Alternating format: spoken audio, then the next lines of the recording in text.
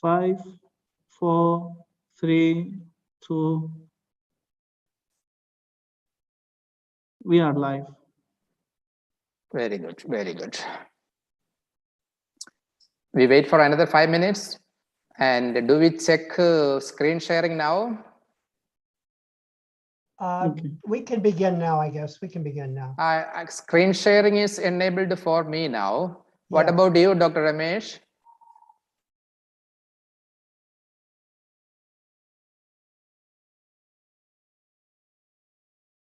I think it is enabled for me. Okay, very good, very good. You can also show. It is enabled for me, I think. Okay, all of us have the Why permission don't you to share begin with screen now. introducing your panelists before they start, Father? Father? See, for instance, you can see my screen, no? You can see. Yeah, we can see your screen, Father. We can see your screen now. Yeah. Okay, fine, thank you. So, Father Augustine, why don't you begin by introducing yourself and your panelists? And then Okay. we start the presentation right at 9 a.m. Okay, I will introduce myself and others right now, no? Okay, Father Job, you can withdraw your screen now. Yeah, I do that, yes. Okay, stop share.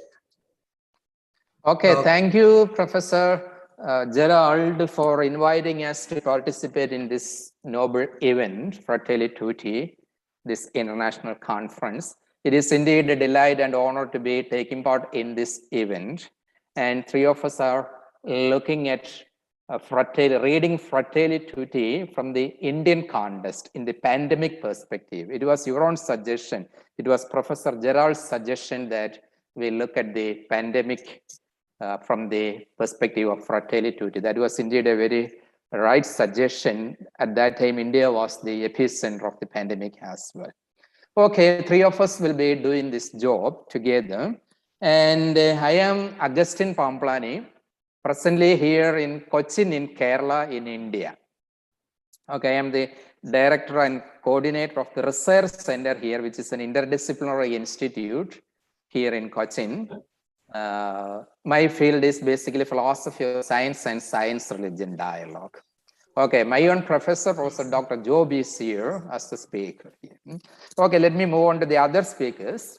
Dr. Ramesh Bijlani is a renowned Indian writer, inspirational speaker, medical scientist. He was a retired professor of physiology from All India Institute of Medical Sciences, New Delhi. He is the author of more than 200 scientific papers. Lifetime Achievement Award from the Association of Physiologists and Pharmacologists of India, he received in 2010. He has also shown keen interdisciplinary interest in exploring the philosophical and ethical implications of the scientific developments.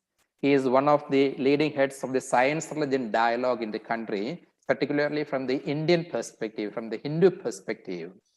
He regards the renowned Indian philosopher, Dr. Aurobindo, in high esteem. There are several ashrams in the name of, in honor of Aurobindo, doing researches in the field.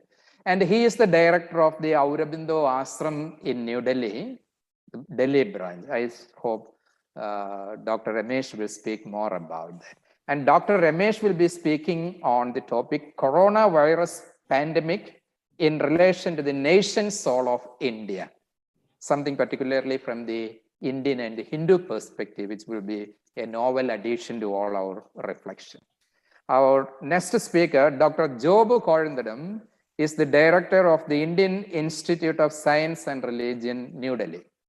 He retired as the president of the Pontifical University, Jnanadeep Vidyapith in Pune.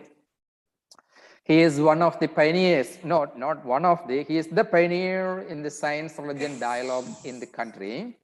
And some of you maybe already know him, that he is the first one to secure a Ph.D. in philosophy of science in Asia. In that regard, his contributions in this field has been immense. Okay.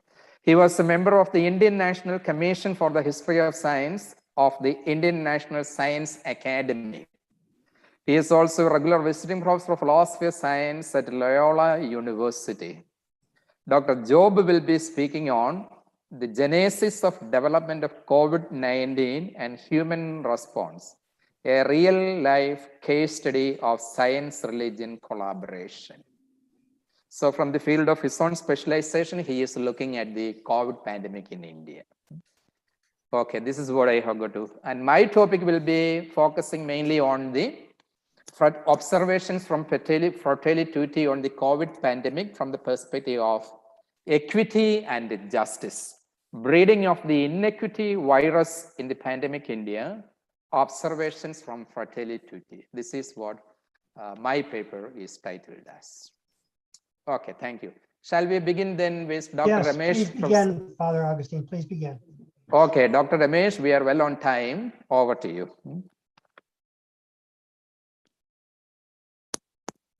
Thank you, Father Augustine, for a very generous introduction.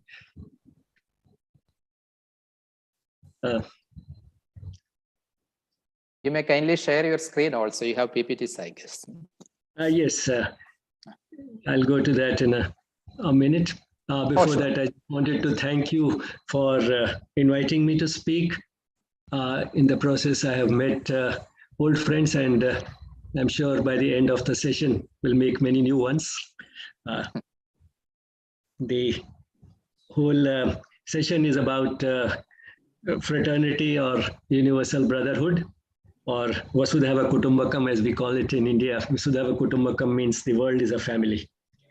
So I ended up speaking in this session because of my medical background. Somehow the past never leaves you, although these days I speak more on spirituality rather than on medicine. But there are knowledge is indivisible, and there are borderline areas, and one can always relate one thing to the other. So that's the type of attempt that I have made today. So now I can go to screen sharing.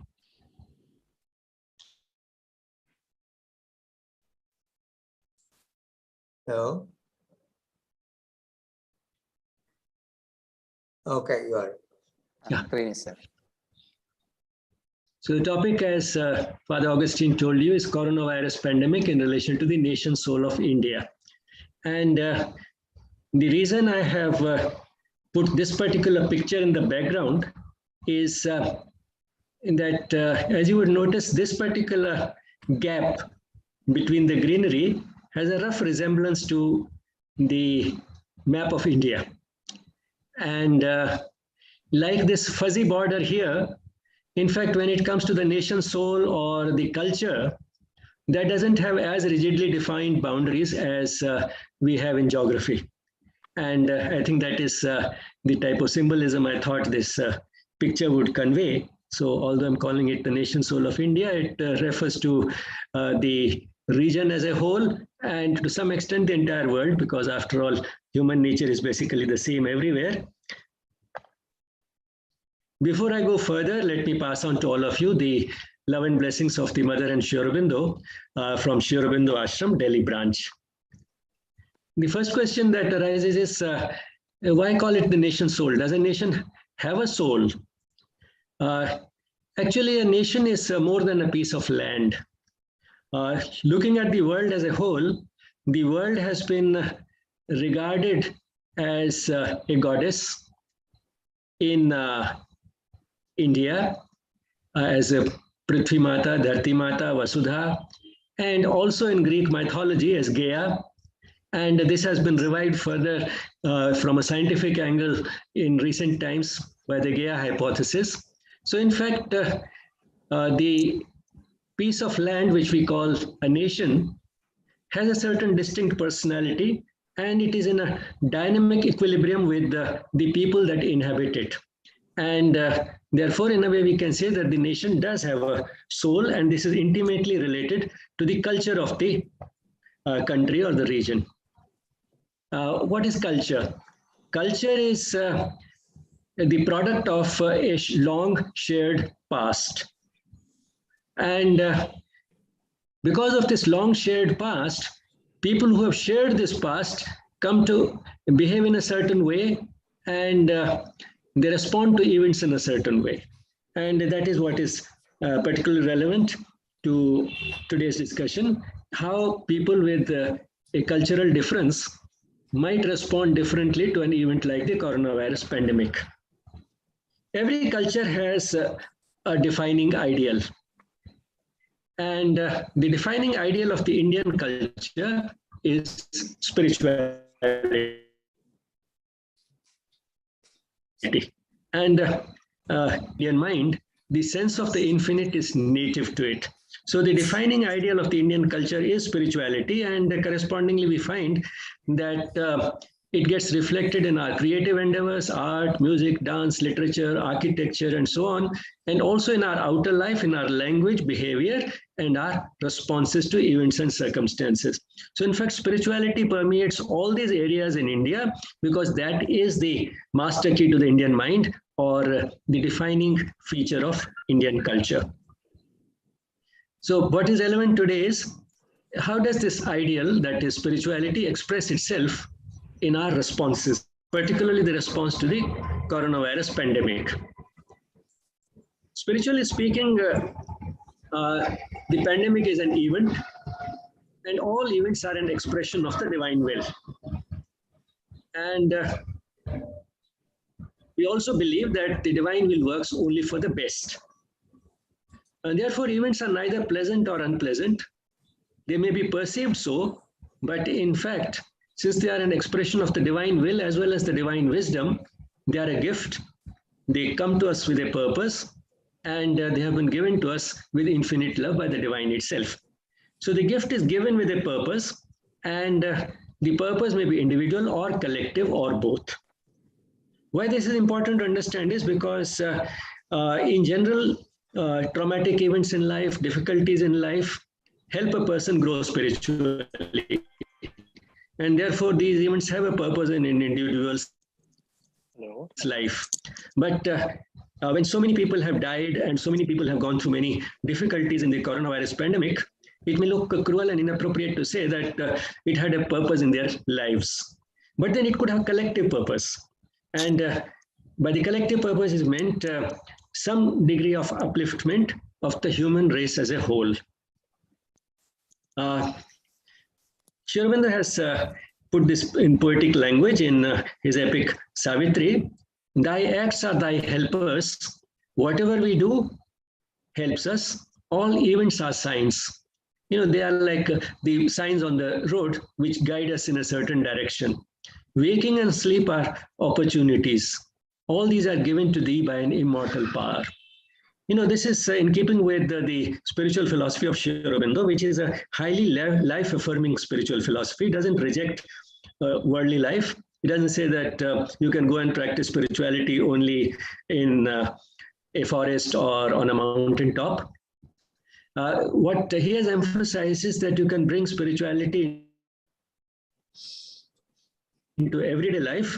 And in fact, everyday life itself helps you live a spiritual life. So more than saying that spirituality helps us living a worldly life, it's the other way around. Worldly life helps us in being spiritual, leading a life which is basically spiritual because we are all spiritual beings.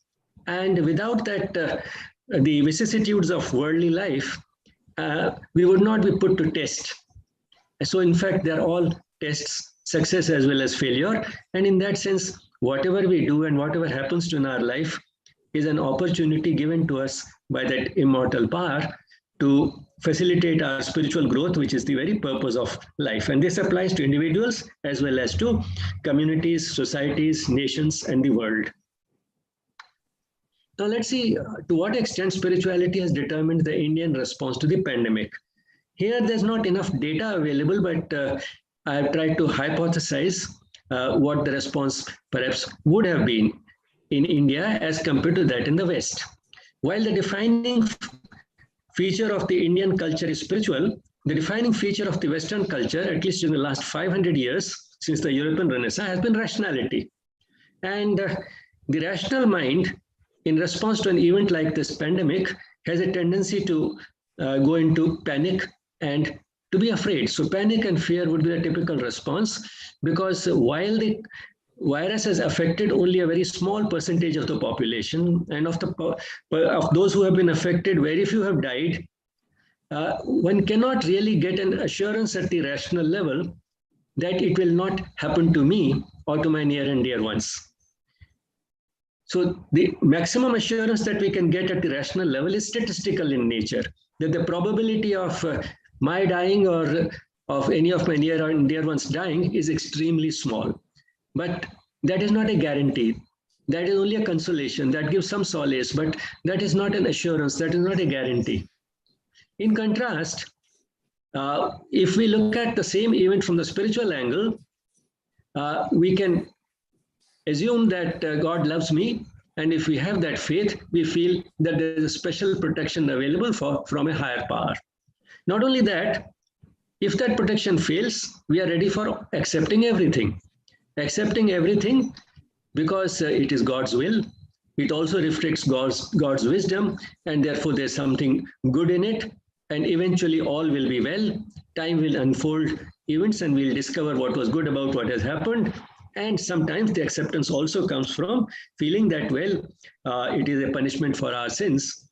And as individuals and as a species, the human species, we have done enough wrong to this planet to feel that maybe this is a punishment for those sins. And that type of ideas have been expressed in the last 1.5 or 2 years.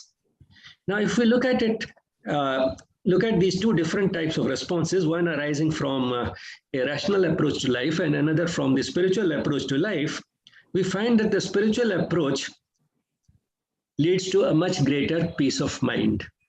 And modern medicine has now put this body-mind relationship on a scientific footing. It's no longer just hearsay or an intuitive feeling, but now there is scientific data available showing that the mind has a profound influence on our immune system.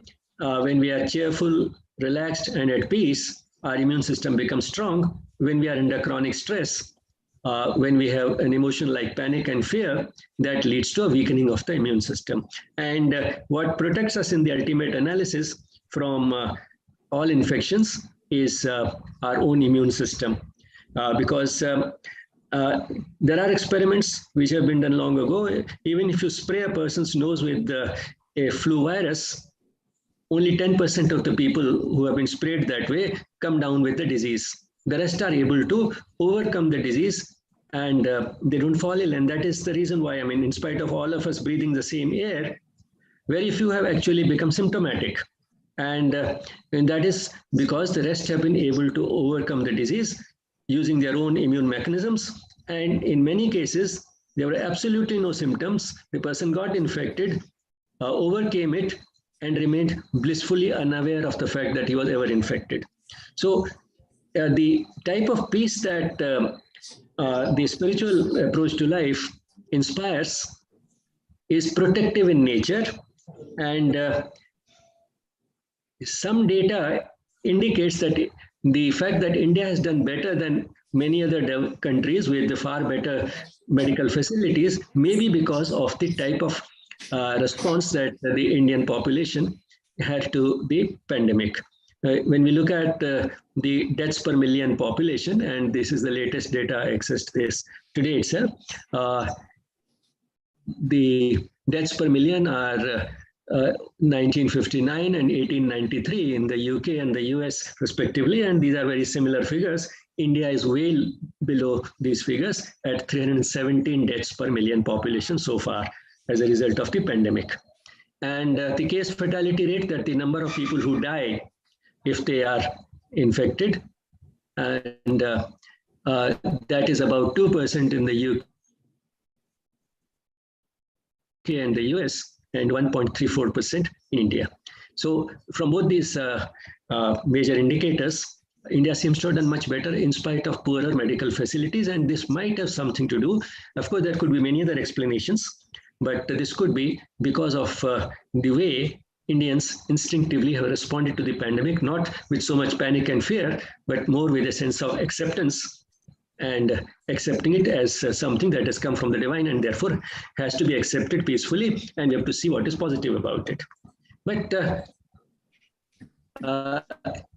this response is not really limited to India, because India doesn't have a monopoly on the spiritual approach to life. people with that approach exist all over the world. And again, as Sri Aurobindo said in his major work, The Life Divine, right on the first page, he says that the earliest preoccupation of man in his awakened thoughts, not all the time, but in his awakened thoughts, the earliest preoccupation of man has been the same all over the world. And not only it is his earliest preoccupation, but it is also his inevitable and ultimate preoccupation, because it has survived the longest period of skepticism, and this aspiration, this preoccupation returns after every banishment.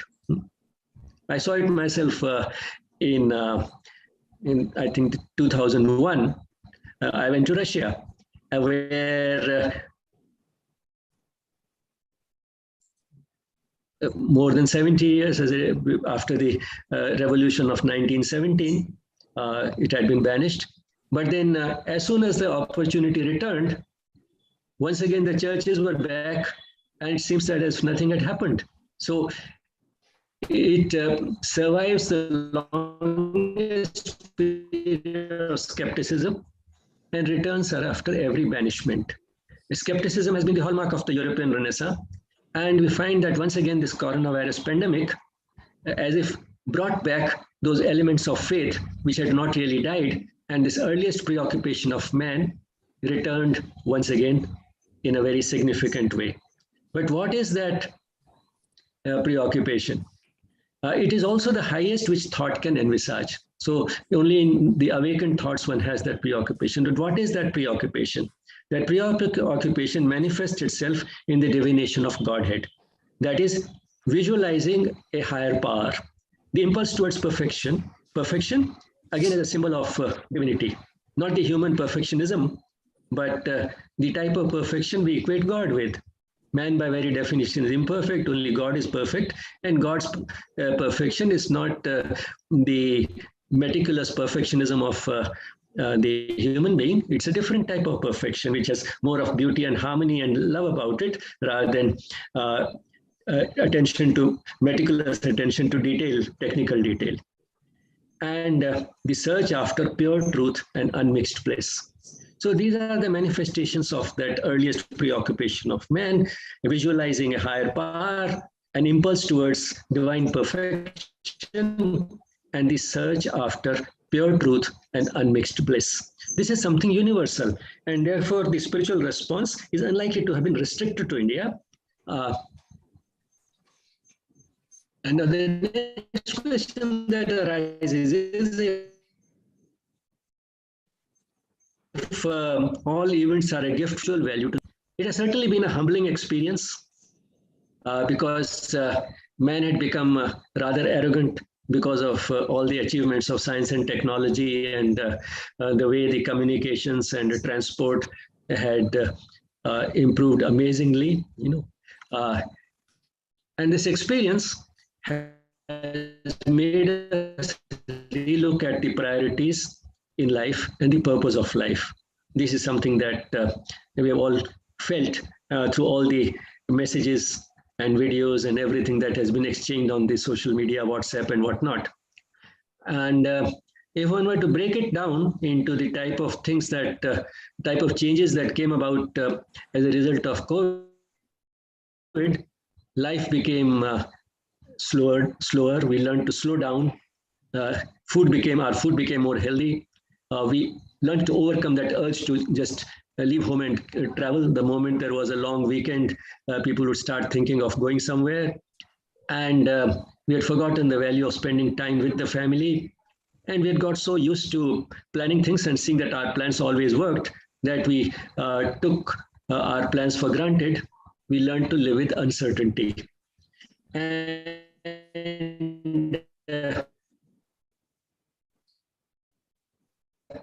be it in the form of yoga or Ayurveda or spirituality. But probably one of the most important things that happened was that there was a revolution in education. This resulted from the fact that many schools and colleges closed down, or they went in for online classes, which left students with a lot of freedom. And they used this freedom to explore if they could learn what they really wanted to learn. And the demand and the supply kept pace with each other. So many courses, some of them completely free and some of them very low cost, came up, which were available online. And a person could get in touch with the best of teachers in the world and learn what the person was really interested in, irrespective of where the teacher was and where the student was, anywhere in the world. So this created a sort of a revolution in education. Education became truly education in real terms, which means people started learning what they really wanted to learn, what they were passionate about, without worrying about degrees and certificates. And they could, through this, came in contact the best of teachers and the best of students all over the world. And as Samuel Johnson said, put a good teacher and a good student together, and you can forget about what transpires between the two. So real education happened by this contact. And since it happened across countries, it created a feeling of one world. So the response to the coronavirus pandemic might have been different in India and the West because of the different defining ideals of the two cultures, spirituality as compared to rationality. But the difference has perhaps been more of degree than in kind. This is a picture postcard view of Sri Aurobindo Ashram Delhi branch where I live and work. And you're all welcome to come anytime. And if you have any comments and questions, or you want to subscribe to our free online magazine, The Call Beyond, you may send me an email, RAM for Ramesh, BIJ for Bijlani, and then work, rambagework@gmail.com. Thank you. Thank you, Dr. Ramesh, for the wonderful presentation. You have added a unique Indian string to the conceptual responses to COVID. And your strong background in spirituality as well as in medical science was well reflected in your presentation as well. Thank you so much. Professor Gerald, do we have any questions collected anywhere to post?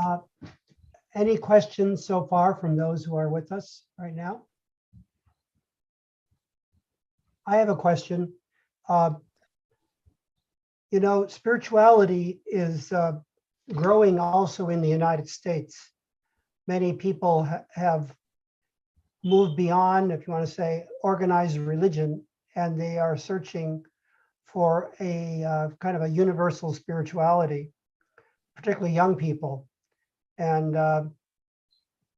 the role of spirituality can be take different forms. Some people experience spirituality, for example, in meditation. Some do it, like my daughter is involved in spiritual dance program. So do you think that the point that was made was that spirituality boosts your immune system? Is there any scientific evidence for this that you can say, again, the religion and science, that by having a spiritual focus, it actually boosts your immune system? Has anybody ever studied that scientifically? Sorry, I couldn't get the last bit. Has anyone studied scientifically whether spirituality Boost your immune system? Can you? Our immunity, can it be improved by spirituality? Any scientific evidence for that? Yes, there are studies on spiritual practices like meditation, and they improve the immune system. And in fact, I mean, anything which relaxes the person can improve the immune system. Some of the responses can be very quick. There was one study in which they demonstrated an improvement in the antibody levels in saliva just after watching a 15-minute movie on compassion. It was on the work of Mother Teresa, and they found that it led to an improvement in the salivary antibody levels. So we have an observation saying that perhaps the Eastern view from Margie Schneider, that the fear-based Western view actually contributes, in a sense, to inability to respond. Is that correct? Would you say the spirituality helps us helps the immune system. But when you don't have spirituality, you're more vulnerable, would you say? That's right. Yeah. Because then you are left to your own devices.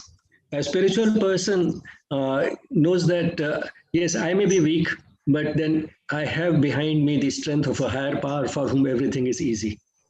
And that is basically how a spiritual person differs from a good person. Because a person can be a good person. I mean, how a spiritual person differs from a religious person is that unlike a religious person, he may not believe in any rituals and ceremonies and dogmas and so on. So then sometimes, therefore, it's felt that a spiritual person is just a good person. But then a good person can do a lot of good to the world, but when he faces a difficulty, then he's on his own. Whereas a spiritual person does believe in a higher power, and that is what gives him that sense of protection, guidance, and also the feeling that I'm being taken care of.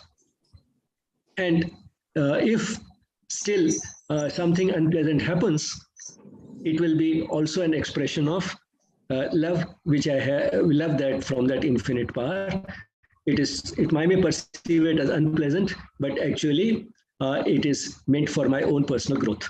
So that is how a spiritual person is able to cope with the vicissitudes of life much better than a person who is just a good person from the rational point of view. Thank you. Okay, maybe there's a there's a positive note from one of the YouTube chats that we have received in our box from Margie Schneider. I so appreciate the spiritual Eastern view regarding the pandemic than our fear-based Western view. This is only a comment and observation. You don't have to respond, I think, Dr. Ramesh. Okay, then we will wind up this session, this presentation, and move on to Job. Isn't it, Professor Jerry? Yes. Yes. Thank you, Dr. Ramesh. Welcome, Job.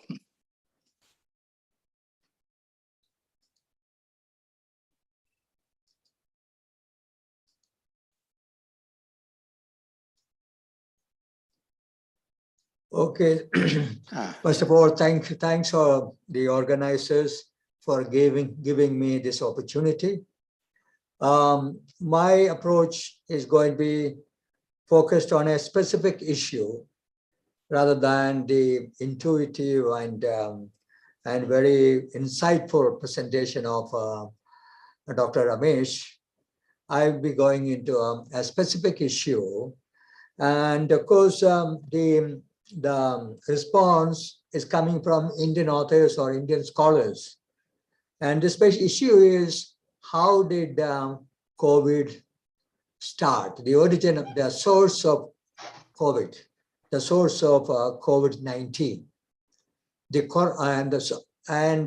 Let me also mention that there's a small change in my title. The title I have given for this presentation is The Corona Menace, Human-Made or Nature-Given? A critical look in light of Fratelli Tutti and science-religion dialogue. The ideas are more or less the same earlier, but I have worded it somewhat differently. Okay, now by way of introduction, let me say, COVID-19 arguably the most devastating pandemic in history. We have already seen the statistics. You already know it. I will not spend any more time on that. So the last on my slide here, the last sentence, the pandemic has touched human lives in many ways, health-wise, personal freedom, quality of life, economy, religious worships, and other functions, etc., etc. And so, this is something which really, touched every aspect of our life. And as Dr. Ramesh pointed out, and how you respond to it will depend on what kind of resources you have. Say rational resources or spiritual resources, that will depend on you. But it has touched every aspect of your life.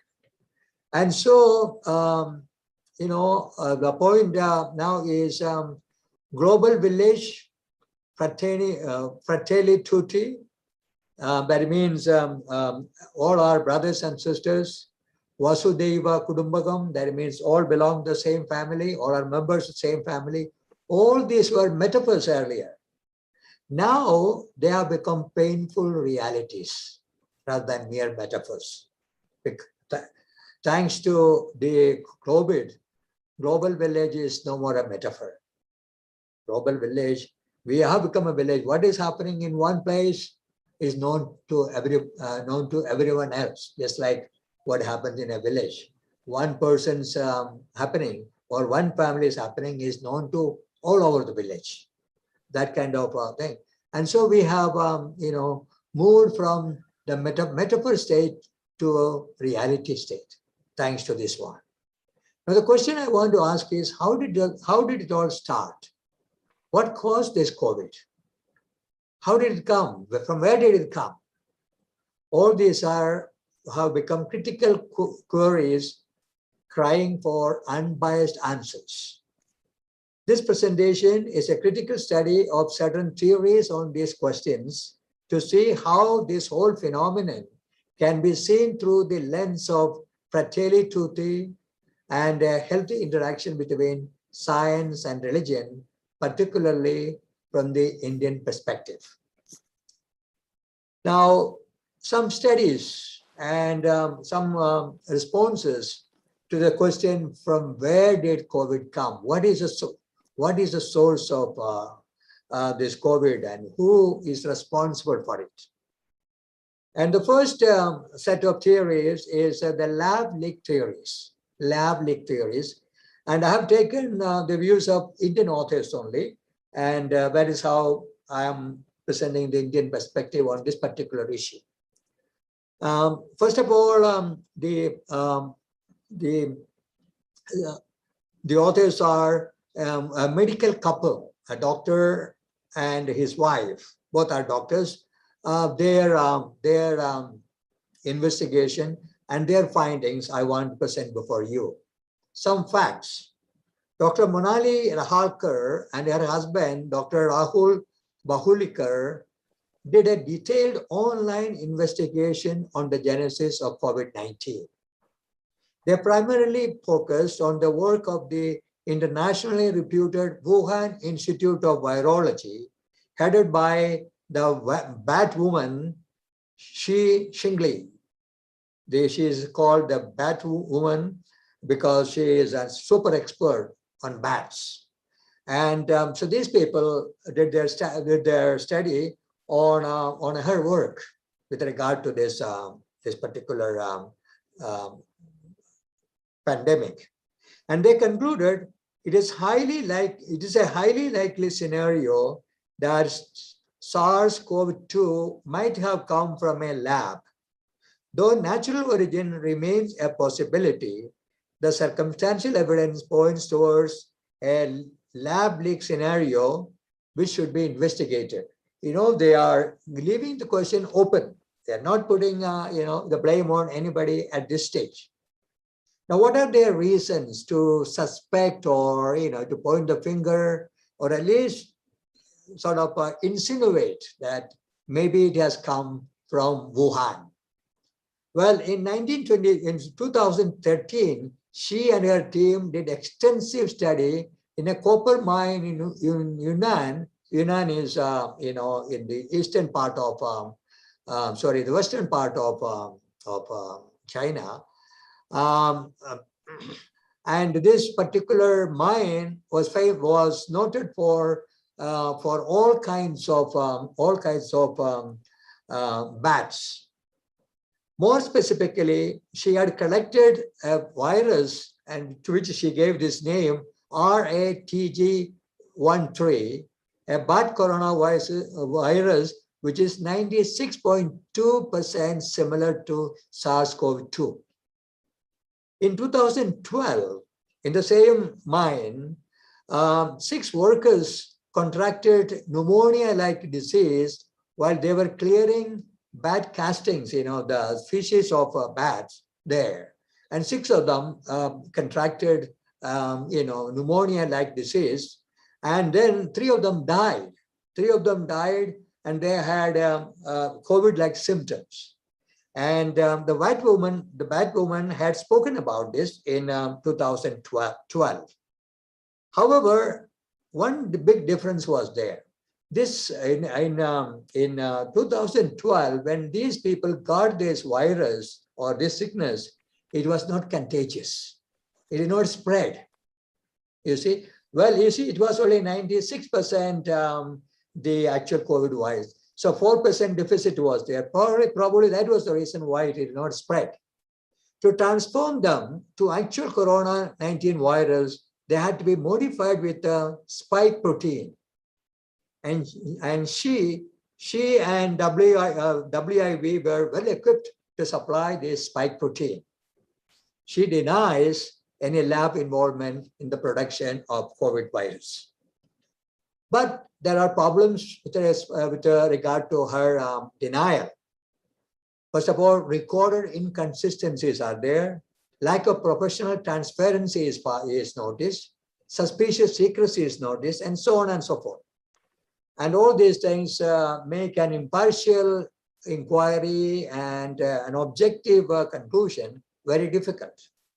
Okay, and more details I will not go into. That is, yes, one thing is very important. You know, WHO and the Chinese government or Chinese team made a study of the origin, the source of this one. But curiously, this mine was not included in the list of sites to be visited. And this is a very serious flaw, especially when you are doing a scientific research. Okay, now come another person, Professor Ralph Barrick. Who is this Professor Ralph Barrick? He is also like the Batwoman, a very super expert on bats. But he is from North Carolina, USA. You know, the two institutions, North Carolina, USA lab and Wuhan lab are considered to be the topmost when it comes to virology, you know, and especially bat-related virology. According to Ralph Barrick, one can engineer a virus without leaving any trace. One of the arguments others are giving is, where is the trace? There is no, you know, there is no sign. We cannot see any sign. There are no marks to show that some kind of tampering or some kind of interference from outside came. But he says one can engineer a virus without leaving any trace. All right, according to him, the question of the Chinese origin of COVID-19 can only be settled by checking the archives of Wuhan laboratory. But in 2019, several of the crucial databases of WIV were made to go offline. Before 2019, they were online, but suddenly they were closed down. And that, of course, creates suspicion. Another Indian, now we are coming to an Indian researcher, famous doctor, Dr. Major General Partap Narwal, a microbiologist on animal viruses and trained in biological warfare detection protection. He also supports the lab leak theory. According to him, the transition from RATG13, that virus, which is 96.2% similar to the COVID virus, was collected collected by WIV, and they had it in their possession. So given these circumstances, two possibilities are there. One is natural, the COVID virus is naturally made or nature made, or is human made. The former, that is nature made, takes years and decades to, you know, to make changes. And we don't have that kind of time. You see, 2012, this minus died. And 2020 or 2019, end of 2019, COVID appeared. So a few years only. That much time is not enough for a natural process of evolution to take place, according to him. If they jumped from animal to humans, then there must be intermediate animal host, but no such intermediate host has been seen. Also, this jumping is gradual and would involve structural changes. No structural change has been found also. So again, he is moving towards, the lab leak theory. But there are other Indian authors or Indian scholars who think differently.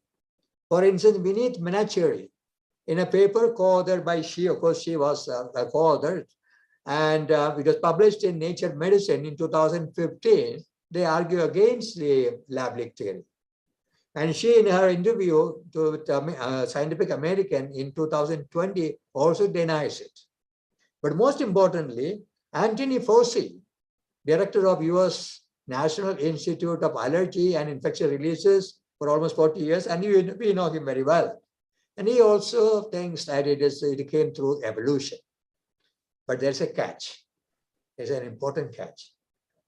You see, through the recommendation of Anthony Fauci, the American government gave $3.7 million to China, to Wuhan, a particular Wuhan institute, for research on bats, particularly in connection with the bat viruses. And so, there's a little bit of conflict of interest when in the statement of Anthony Fauci. At least that is my perception. Now, the last one is a bioweapon theory, not like second last, bioweapon theory. That is Dr. Li Ming Yan, and she is a dissident Chinese virologist. And she says that the COVID-19 virus was developed by Chinese People's Liberation Army as part of their gain of function research to develop a bioweapon that is highly potent, effective, and hard to detect. And he gives, she gives a number of details and so on. But as you know, she is a dissident China virologist. Now she lives in the US, and the Chinese government and Chinese authorities have disowned her. They even say she is not a virologist at all, and so on. Well, I don't want to get into all these controversies, but anyway, that is her position. And she gives a very detailed one. I am giving only the bare skeleton of what they said, but a very detailed argument she gives, technical, scientific arguments she gives for her position. But Sergio, kindly proceed a little faster. We have 4 minutes I'm left. finished. Only one more left. I mean, then conclusion will come. About 2-3 minutes left now. 2-3 minutes. How many minutes? Yeah. 4 minutes. Okay. 3 minutes. Yeah. Okay. The Chinese claim. Now the Chinese version, the US origin of the virus. Tit for tat, maybe. Here they say that Chinese military athletes from the China says that US military athletes from bases near to Fort Frederick in Maryland, they came for the Army Olympics to Wuhan in September 2019. They brought the virus along with them, they say. Well, and several of these people showed symptoms of the sickness and so on. But as I point out, there's some problems with this Chinese claim. First of all, the US military carrying out this one would have involved Professor Barrick, and also North Carolina lab, because that was the foremost lab or the best lab for this kind of thing, but they are giving some other lab. And secondly, when people go for Olympics, physical fitness, checking their physical fitness is a must-do protocol. And and if they were found they were COVID, and certainly they would not have been allowed to go for Olympics, especially when a national team is going. And then a Luxembourg athlete reported that his temperature was taken in Wuhan airport when he arrived there. And also athletes were told to wash their hands when entering the canteen. You see, and these are all usual protocols of suspected COVID-19. Okay, so now I come to my conclusion, that is Fratelli Tutti. How does how is this whole thing related to Fratelli Tutti?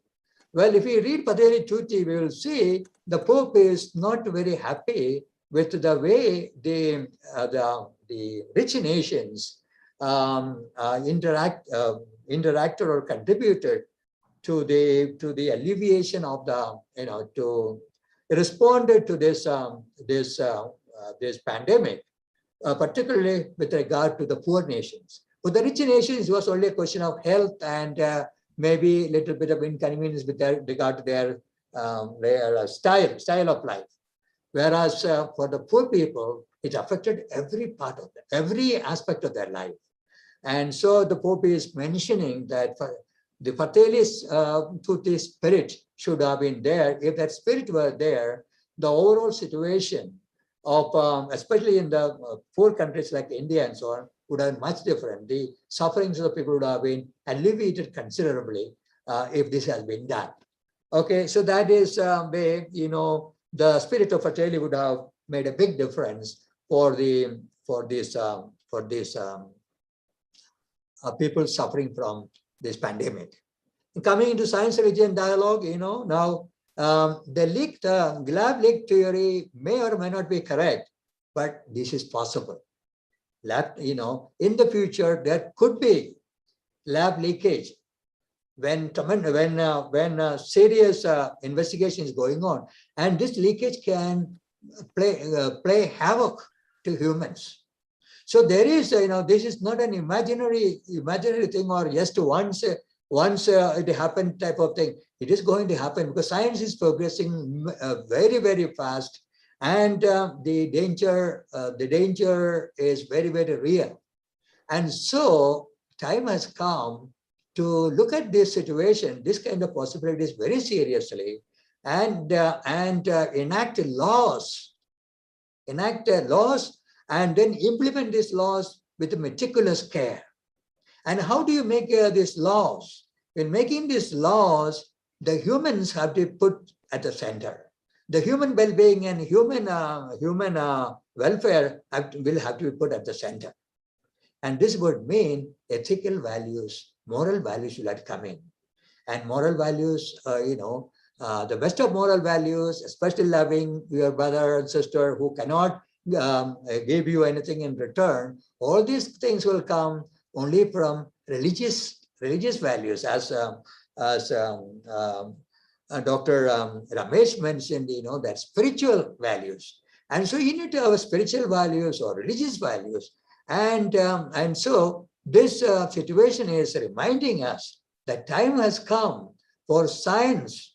Let science continue its work, and science has to interact with ethical values which are found in religion. And so science has to interact with religion, at least in certain respects.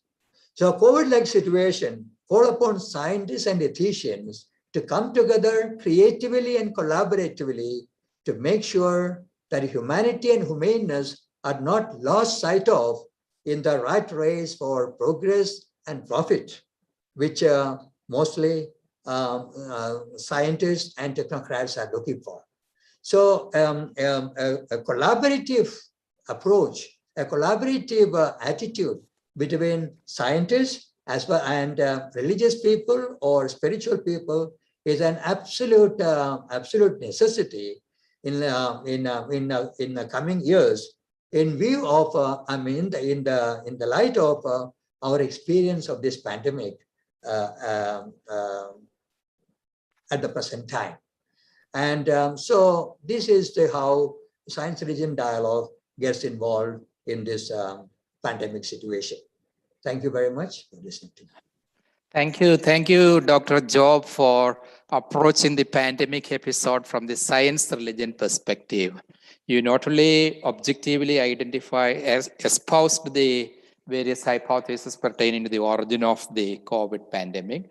Further, you also find new directions for science religion interface in future in the COVID context. I can only say best wishes to you in this challenging project in future ahead. Okay, there are a couple of comments in the chat box. Thank you very much for your eye-opening presentation.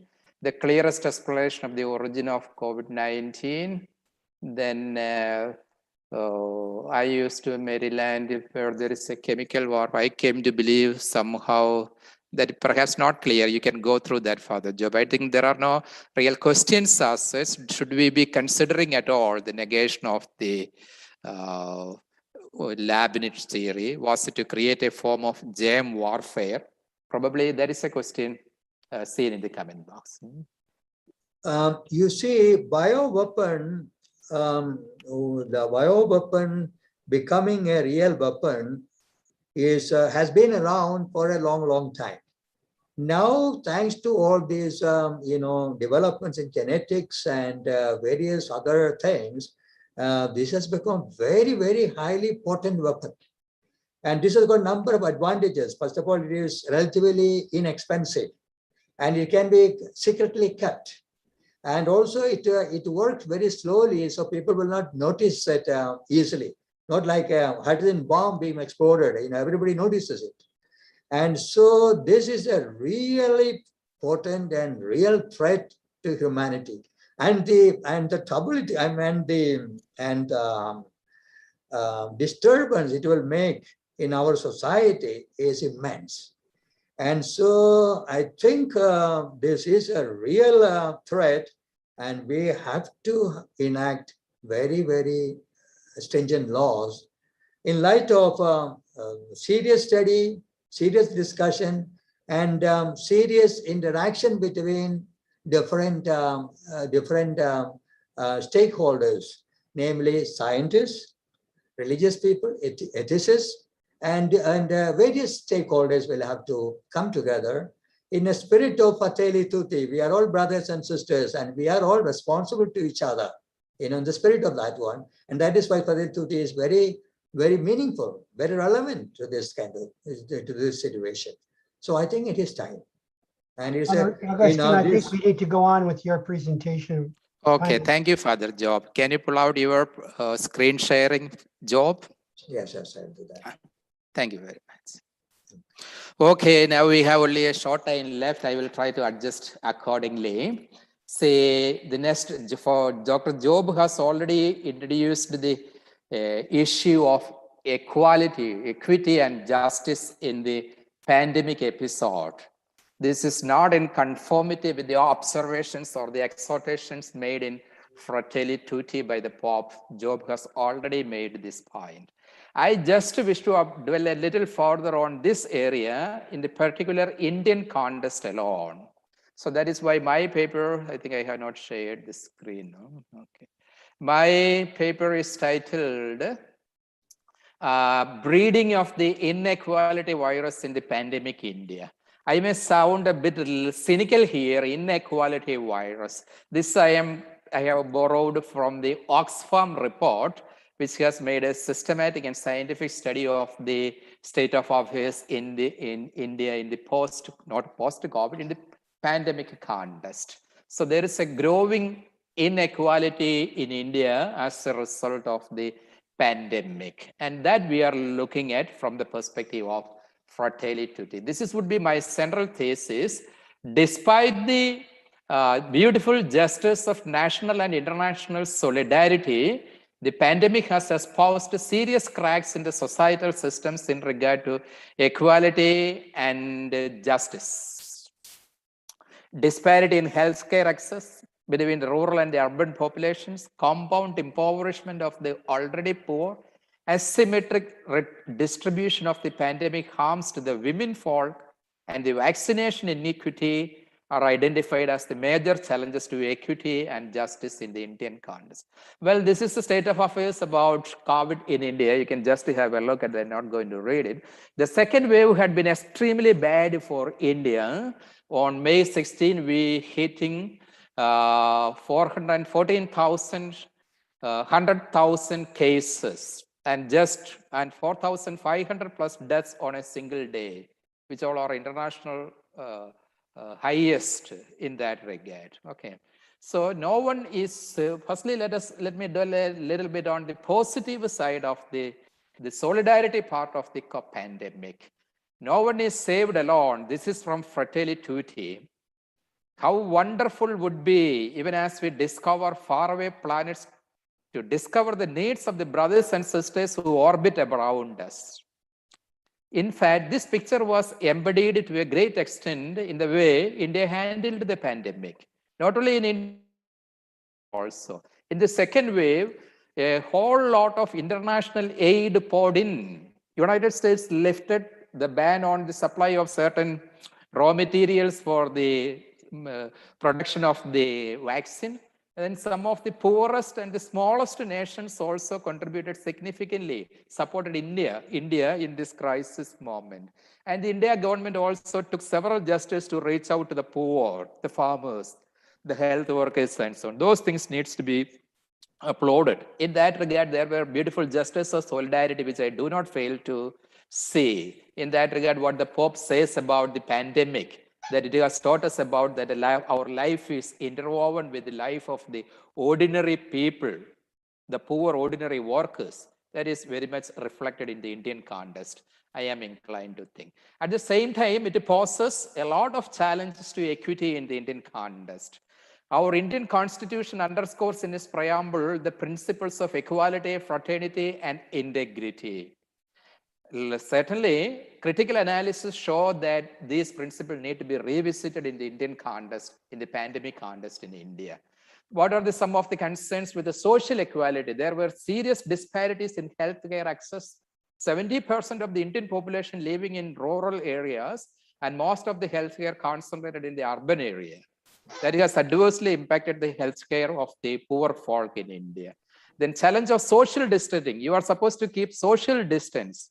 This revives something of the old bad tradition of India, like untouchability. This is no longer practiced in India, but some sociologists had shared the apprehension that whether it will revive that caste system founded untouchability again in India, whether our constitutional accomplishments will be downplayed by this sort of development. Such tensions were there, but I don't think that needs to be taken seriously given the legitimacy with which we have handled it.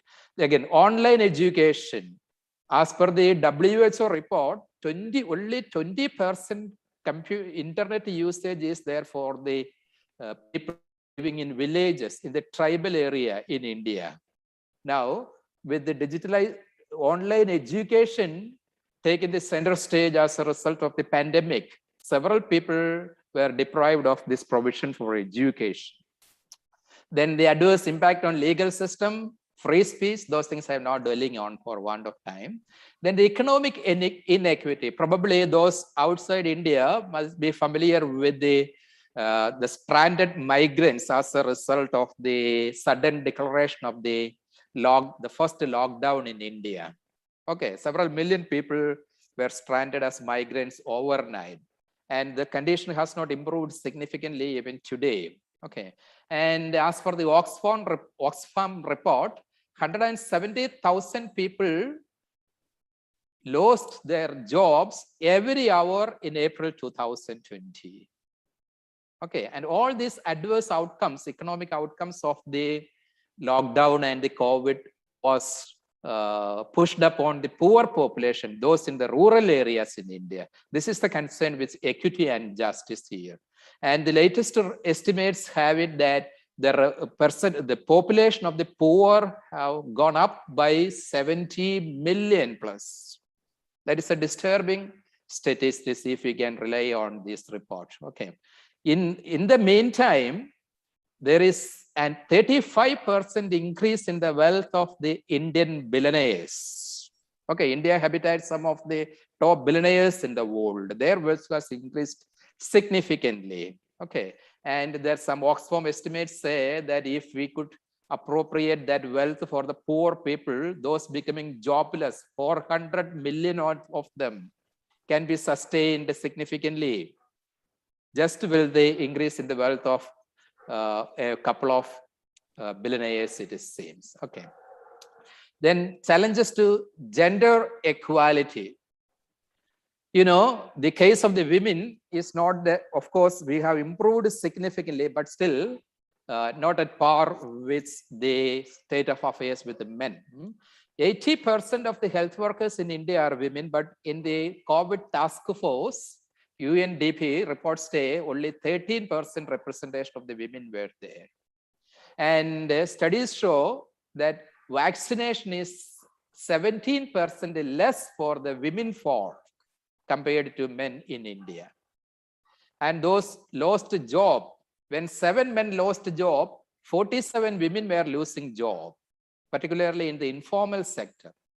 So this sort of developments aggravated the struggle of the Indian Dalit women who are really suffering from this sort of.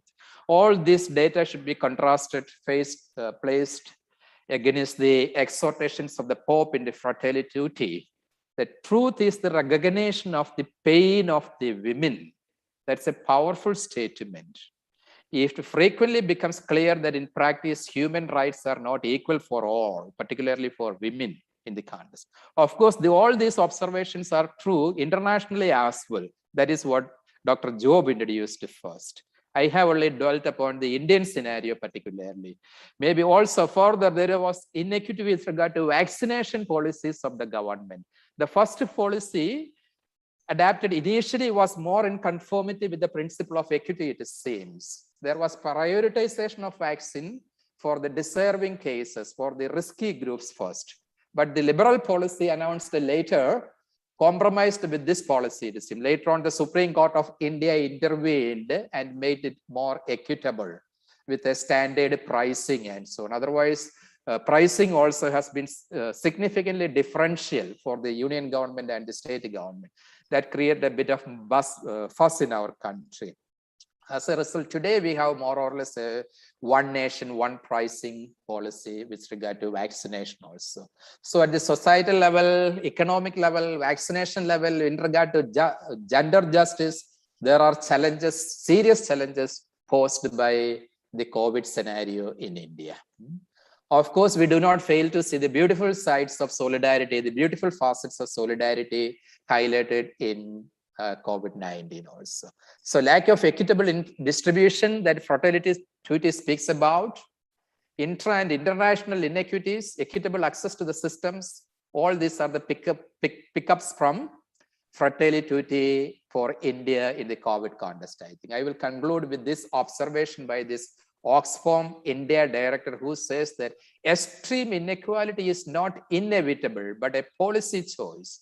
The fight against inequality must be at the restart of economic rescue and recovery efforts now. It is time for India to take concrete actions that will build a better future, more equal and just a future for everyone. Certainly, this goes very well with the emphasis of Fratelli Tutti, and a reflection or deliberation on Fratelli Tutti in the Indian context and Indian reading of it can certainly accelerate such momentum, I think. Thank you. Thank you very much, Father Augustine and your panelists.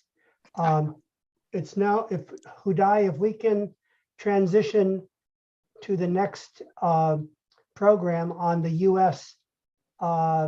view perspective on the pandemic with Dr. Harwood. Are you able to connect that link without closing out our panelists? So I don't know if you can hear me, but should be on. You're on, you're fine. But we have to connect the first session with the second session. Actually, Professor, we had done this session, one whole session. Okay, so it's just Together one with whole the- session. Yeah, one whole session. There's Mr. Sterling, and then I will be there. It's a whole one session. Okay, so we don't need to do anything more. I want to thank Father Augustine and his colleagues. This was a very insightful presentation on the Indian perspective on the coronavirus. I don't think we have any more questions. Okay.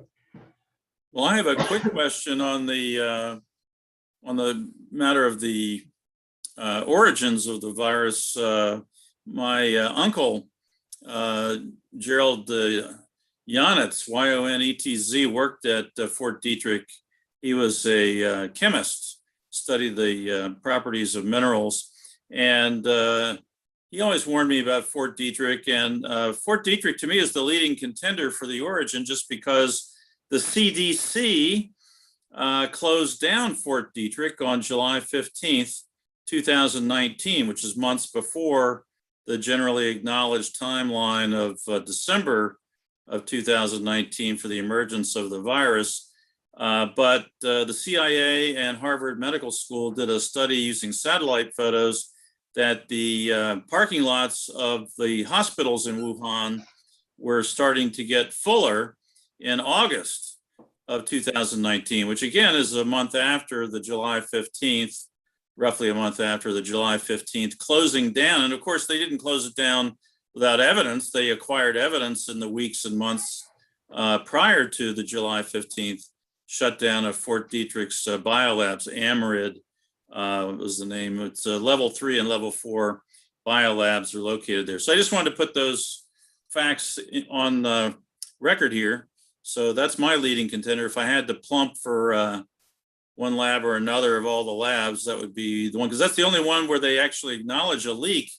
It was a respiratory pathogen, and somebody propped the door open inside, and the negative pressure room, and people in the next room were not wearing respiratory protection or gear or hazmat suits or anything like that. And so they were exposed, and much more about it we don't know, but there are reports about it in the Frederick Post-Gazette, I believe it's called, and that was on August 2nd and August the 3rd of 2019, and then it made it into the New York Times on August the 5th. They were scooped by the Frederick News Post, I think it's called, 2 or 3 days before the New York Times got it on August the 5th of 2019. So I hope that helps people in further research. Well, I'd like to introduce you now, Dr. Harwood, as our next presenter. Dr. Harwood teaches philosophy in our San Jose Evergreen Community College District at Evergreen Valley College. He's taught there for over 25 years. He also has written several books on business and ethics. And he and I have collaborated on a number of projects in our district in regard to religion and science and other aspects of the ethical issues that are facing us in the globe today. He also participated with me in the famous Hans Kung seminar on global ethics, which was done at Santa Clara University. I think it was the last time Hans Kung came to the US. So the issue of ethical dimension of this pandemic is part of what we're looking at. And Dr. Harwood is going to look at it more from the philosophical perspective. So, and the perspective of the common good. So I'll turn it over to him now. Well, thank you very much, Jerry, and thank you for inviting me to present at this excellent conference. One of those projects that Jerry mentioned was especially fruitful. That was the project of my marriage to Tina Leigh Harwood on June 19th, 1999. Professor Grutson is an ordained minister, and he married me and my wife, which might sound a little more exciting than it was. What I mean by him marrying me and my wife is not that we were a threesome or anything like that, but that he performed the marriage ceremony on June 19th, Juneteenth, 1999. We partied like it was 1999 because it was 1999. And yeah, I was able to ask Hans Kung a question. It was recorded on some videotape somewhere. So one of these days I'll have to track it down. It hasn't popped up on YouTube just yet, but I'd like to run that one down. So thanks again for inviting me and for your kind attention. I want to start out, and I should point out, following up on what Jerry said, we've known each other for almost 3 decades now. We met on the campaign trail in 1992. I was the campaign manager for Dick Lane, who was running for US Congress. We finished 3rd in a race of 7 people behind former Mayor Tom McHenry, Mayor of San Jose, and the winner, Zoe Lofgren, who is still in Congress to this day. So that's how Jerry and I met in 1992. I believe it was the summer of 1992 when we were campaigning, spring or summer, when we were campaigning for the Democratic primary. And as I say, we finished So we got the bronze medal, so to speak. And I want to start with a disclaimer. I'm not a healthcare professional, and so nothing I say today should be misunderstood as any kind of medical advice for any individual patient or prospective patient. Rather, I'm discussing political and religious values at the societal level regarding the distribution of scarce medical resources among nations.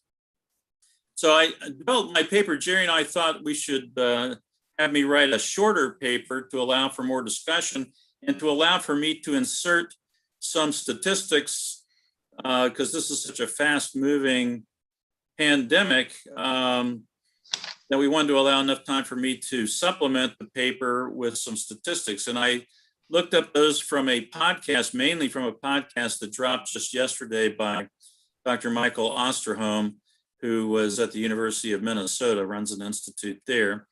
But I'll give my paper first, and then I have a baker's dozen set of statistics, a set of 13 statistics to share with you, and then we can open it up for discussion. So I'm going to start my paper with two quotes. The first is by Derek L. Phillips from his book, Toward a Just Social Order, Princeton University Press from 1986. Poverty amidst affluence, chronic unemployment, political apathy and cynicism, crime and corruption, sexism and racism, and a moral climate of widespread hedonism. These are evils familiar to all of us. Again, that was a quote from Derek Phillips. And now a longer quote from Lawrence O'Donnell, who anchors a show on MSNBC, the cable news network, and alternative to Fox and CNN, for example. And he has a show called The Last Word with Lawrence O'Donnell.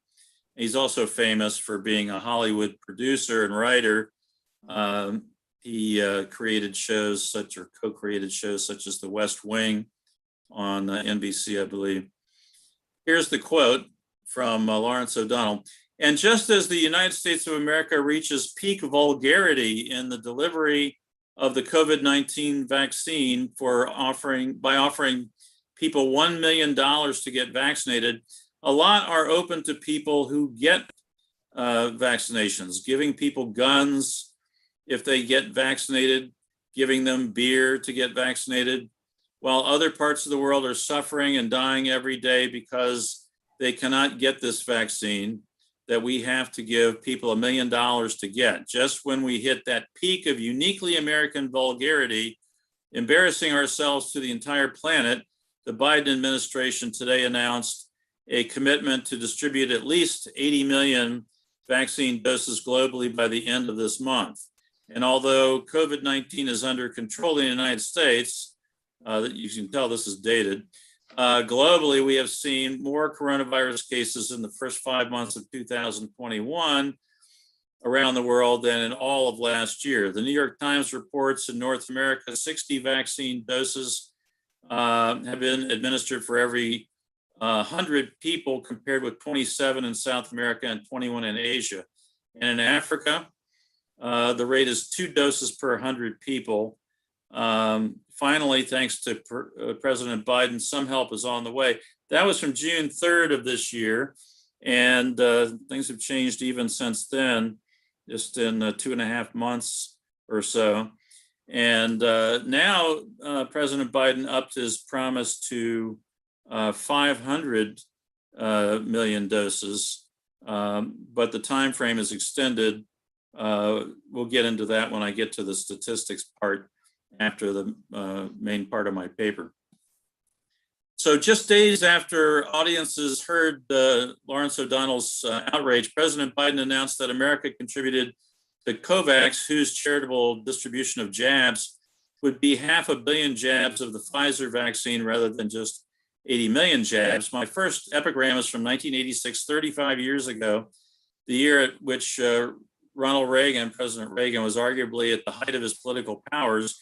1986 was the year in which both the Iran-Contra scandal led many to break with Reagan, and when the Immigration Reform Act granted amnesty to millions in America illegally, leading many more to break with Reagan. I believe the number is about 11 million people here in America illegally were granted amnesty by Ronald Reagan signing that act. In my deservedly and mercifully brief time available to present argument today, I am unable to give a more plausible starting point for a human right to a COVID-19 vaccine. Oh, I should say the title of my paper. It's Kant, that's Immanuel Kant, 1724 to 1804, the German philosopher. Kant, the Golden Rule, and a human right to a COVID-19 vaccine. What's love got to do with it? From the famous Tina Turner song. So, I have a brief time here to present argument. I'm unable to give a more plausible starting point for a human right to a COVID-19 vaccine than the Golden Rule. I do have time to refer you to the detailed and persuasive argument for a version of the Golden Rule in Alan Gewerf's book, Reason and Morality, University of Chicago Press, 1978, where he argues for the principle of generic consistency. He expands on this in his book, Human Rights, University of Chicago Press, 1982. At least the following religions or intellectual traditions have accepted something like the Golden Rule. What's love got to do with it? Pope Francis emphasizes in section 1 of his encyclical letter Fratelli Tutti that St. Francis, quote, calls for a love that transcends the barriers of geography and distance and declares blessed all those who love their brother, quote, as much when he is far away from him as when he is with him, end quote. That's from Pope Francis. And Pope Francis in section 2 of Fratelli Tutti praises St. Francis as a, quote, saint of fraternal love, simplicity, and joy, end quote. Several cultures share versions or visions of the Golden Rule that mention consideration, wanting, or loving, or that mention avoiding the opposite of joy, pain, and hurt. Here are some examples from William H. Shaw from his book, Business Ethics, from 1991, page 12 for you keeping score at home. Except that I have added the example from Plato. He somehow overlooked Plato, who Alfred North Whitehead said the safest general characterization of European philosophy was that it was but a series of footnotes to Plato, but somehow William Shaw missed Plato, but I managed to catch that. So number 1, these are versions of the Golden Rule. What you do not want done to yourself, do not do to others. That's from Confucius, 551 to 479 BCE. That's from the Analects. Number 2 is good people proceed while considering that what is best for others is best for themselves. That's from Hinduism. Pardon my mispronunciation, from the Hitopadesa. Maybe someone can correct me. The Hitopadesa. 3 is hurt not others with that which pains yourself. That's from Buddhism. And again, the pronunciation may be off for me. Udana Varga. My wife is Buddhist, and I try to pick up some Buddhist pointers every day from her and her family. Number 4 is, may I do to others as I would that they should do to me. That's from Plato, from his, from the collected dialogues of Plato on Princeton University Press in 1961. It comes from his work called The Laws, which I believe is his 10th and last book, 10th and last publication. And it's edited by Edith Hamilton and Huntington Carnes. Number 5 on our list is thou shalt love thy neighbor as thyself. That's from Leviticus in the Old Testament of Judaism, chapter 19, verse 18. Number 6 out of 7, we have 7 here, the magnificent 7, so to speak. Number 6 is, therefore all things whatsoever ye would that men should do to you, do ye even so to them. That's from Matthew in the New Testament, chapter 7, verse 12 from Christianity. 7, no one of you is a believer until he loves for his brother what he loves for himself. And that's from the traditions in Islam. So that's the end of the 7 quotes of the Golden Rule. So it's quite a bit of worldwide appeal, this idea of reciprocity or the Golden Rule. But Immanuel Kant, even though he was a Lutheran, a Christian, Protestant, he was not content to leave well enough alone. I think he might have violated Christian humility in thinking that he could do better than the golden rule, but he tried to, and a lot of people think he succeeded in doing a little bit better than the golden rule. See what you think. But the human spirit tells us we can try to do even better. Consider today's Exhibit A of the human spirit, Immanuel Kant, 1724 to 1804.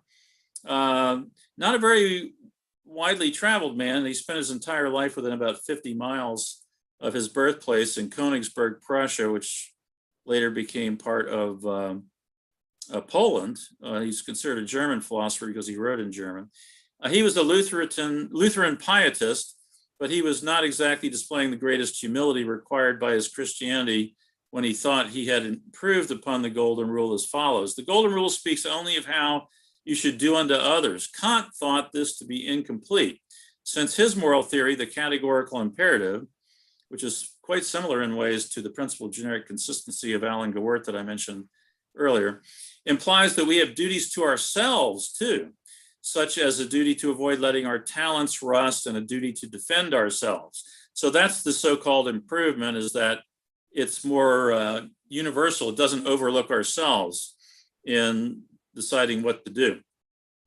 The Marxist utilitarian William Shaw, who I mentioned earlier, becomes confused about one of Kant's two major formulations of the categorical imperative, for he writes, "We are not objects or things to be used or manipulated for the purposes of others." That's from his book, Contemporary Ethics, Taking Account of Utilitarianism. One of these days, I'm going to write a response called Contemporary Ethics, Discounting Utilitarianism. I'm a critic of utilitarianism, or utilitarianism down for the count. Maybe I'll title the counter book that.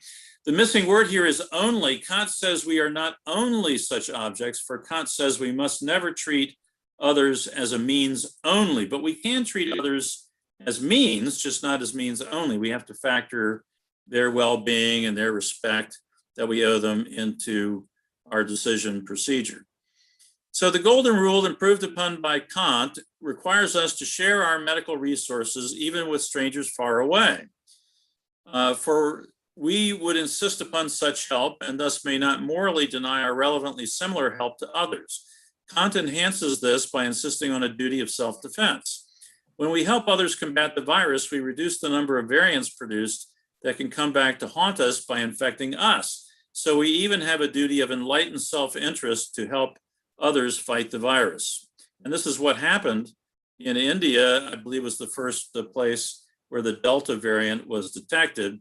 And so if only we had helped India sooner, perhaps we wouldn't have such a horrible outbreak with the Delta virus.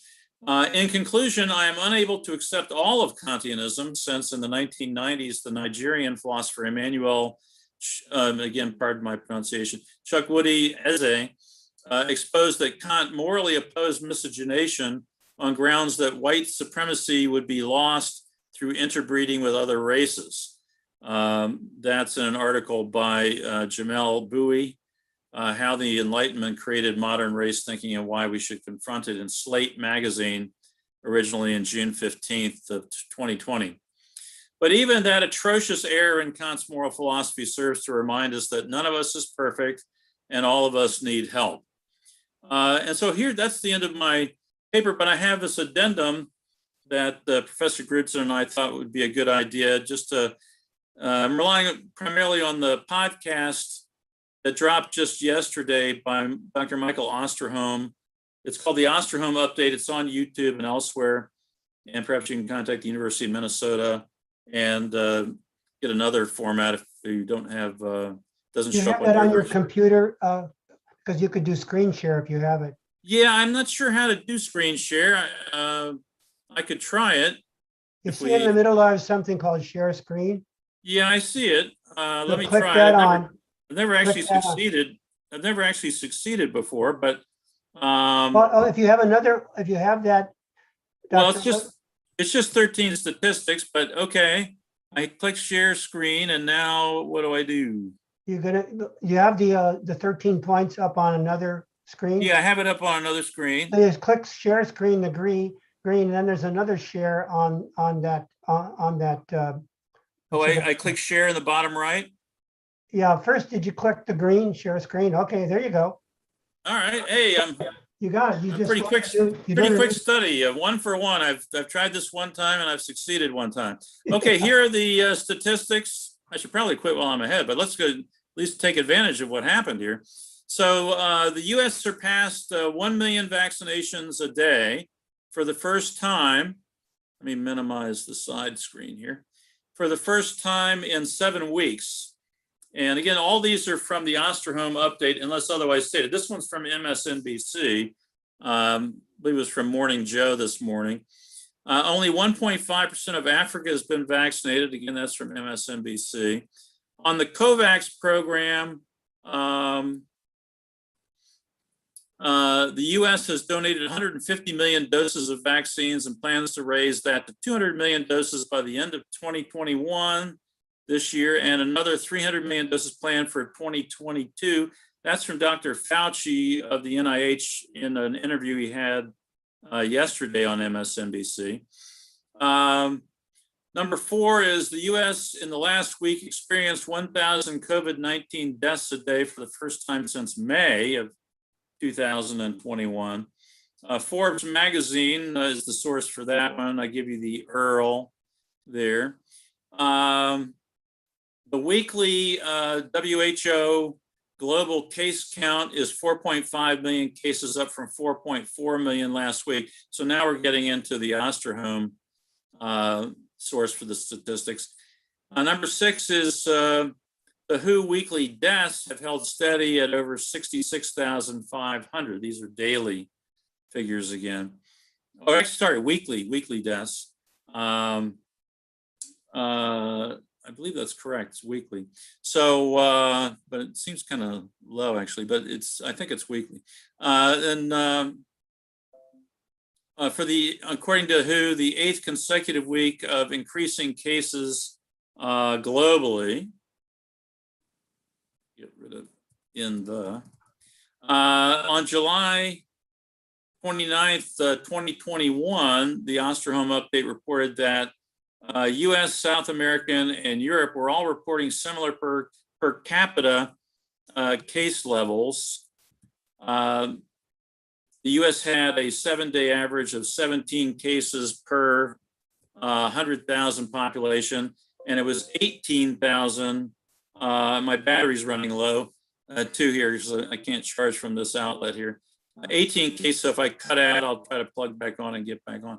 18 cases per 100,000 in the US and South America. Since July 29, 2021, these 3 regions have headed in totally different directions as follows. The US is at 42 cases per 100,000. Europe is still at 18 cases. South America has declined to 11 cases per 100,000.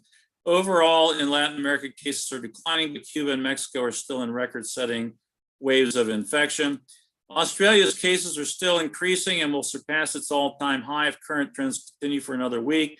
Most of Australia's cases are reported around Sydney, which is in its 8th week of lockdown. Australia has been also locked down the entire state of New South Wales, which contains Sydney and the capital area, including Melbourne. Only 1 in 5 Australians is vaccinated. China, the Delta variant got a foothold.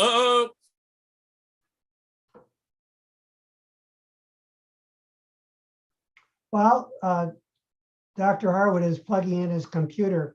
I just want to mention, I believe the US now has the highest rapid development of cases of COVID, I believe, in the world. This is largely due to certain states like Florida and Texas, which have resisted promoting the kind of intensive use of the vaccine. Even though we have adequate vaccines for everybody, there's been a politicization of vaccination in the United States, so that those states that are more Republican leaning, that voted for Donald Trump, have much higher COVID incidence. And also they have resisted mask mandates for the schools. Now, just recently, Florida and Texas were resisting mask mandates because they saw it as somehow an infringement of personal freedom. But because of the high incidence of COVID in Texas, the governor of Texas finally relented and said that the school districts could impose mask mandates, even though they had gone to the Texas Supreme Court to block it. Now they have said because of the high rate of COVID in Texas, as one of the, I think the highest in the United States, they are allowing mask mandates. So the uneven situation in the US breaks down partly along political lines. And this is very unfortunate because, you know, for the message of Fratelli Tutti is to promote the common good. Well, this is the problem in the United States perspective. We have this tug of war going on between two different ideologies, one promoting, well, personal freedom. You should have freedom whether you want the vaccine or not, or it's a personal choice. But the impact of not having the vaccine does affect the wider community because the vaccine, the Delta variant, has spread so rapidly that it is now taken over as another wave of this pandemic. Sterling, I was just pointing out the other aspect of the pandemic in the United States is that there's a big imbalance between certain states in the United States of who is getting the vaccine and who has high rate of COVID. And I mentioned about the politicization of the vaccine in states like Florida and Texas, where the governors have resisted having a mandate of masks because COVID is really streaking through those two states. I think 1/3 or 1/4 of all the cases in the United States are in those two big states, Florida and Texas. Yes, it's quite concentrated. And some of the Republicans and conservatives, independents, libertarians, are coming around more. They're seeing more of their fellows making up this 95% or more of the hospitalized from the new Delta variant. So you didn't think you could get rid of me that easily, did you? With a tripped fuse box switch, I think that we got an outlet that's out at the moment. We're doing some construction around the house. So I'm happy I didn't quite finish a couple of statistics. I don't know if you could keep them in your screen share or not, but there are a couple here at the very end. I think we were on number 10. China, the Delta variant got a foothold in mid-July and has spread to at least 18 provinces and at least 48 cities. China's schools are planning to open next month. China is using lockdowns and mass testing of entire cities. That's one thing that's always struck me is that America doesn't seem to do testing. In fact, rarely have I even encountered people taking my temperature with a forehead thermometer entering a building. That only happened to me once at the Four Seasons Hotel when I went there for lunch with my family for a birthday. Mass testing of entire cities to try to combat the virus over the last weekend. 36 of the 48 cities reported no new cases. Overall cases in China have declined in each of the past several days. In New Zealand, interesting case, had not had a local case of COVID-19 in 6 months. That shows you what can be done. But had one case on Tuesday of this week and 4 cases on Wednesday. All 5 cases are the Delta variant. National lockdown for 3 days. And the city of Auckland, where the first case occurred, will be locked down for 7 days. Only 17% of the nation has been fully vaccinated in New Zealand. Throughout the pandemic, New Zealand has reported fewer than 3,000 cases and just 26 deaths. So that shows you what could be done. Of course, New Zealand's quite isolated as an island nation and located in the Pacific. In Asia and the Middle East, daily cases are fewer than 300,000, and daily deaths are 4,250. 13 countries remain at or near peak levels, including Japan, South Korea, Thailand, the Philippines, Malaysia, and Iran. Iran's 5th wave of cases reached a record a month ago. Iran reported a new single-day high record of deaths on Monday of this week. Indonesia is improving with recent drops in case levels and deaths.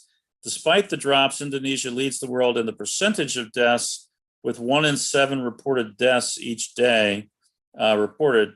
And finally, in Africa, WHO warns that data is incomplete due to delays in reporting, but reported cases and deaths remain near record levels as a third wave of cases continues. Tunisia's cases are dropping, but decreases have stopped in South Africa, where cases remain well above the previous baseline of cases. Cases are rising sharply in Kenya and Togo. So we're So going to that- have, after your presentation, Dr. Harwood, we're going to have a presentation on Africa. The Yes, I hope I situation. didn't poach too much on the territory of the next speaker, but I was listening to this podcast. It has global scope by Dr. Michael Right. Osterholm. Yes, he's one of our recognized experts on COVID in the United States. Yes, well, I'm sorry to have, but I'm sure if our statistics disagree, go with his. My disclaimer was I'm not a healthcare professional, so it sounds like as though he is or she is. Perhaps there's some questions. I know some of our Indian colleagues are still with us. Did you have any comments on the American situation from our panelists from India?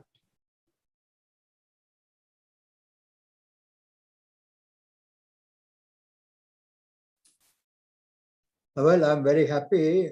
I'm very happy to see that President Biden is very generous and he's responding to the need in a very positive way, the spirit of Fratelli Tutti, and I hope he will continue doing that.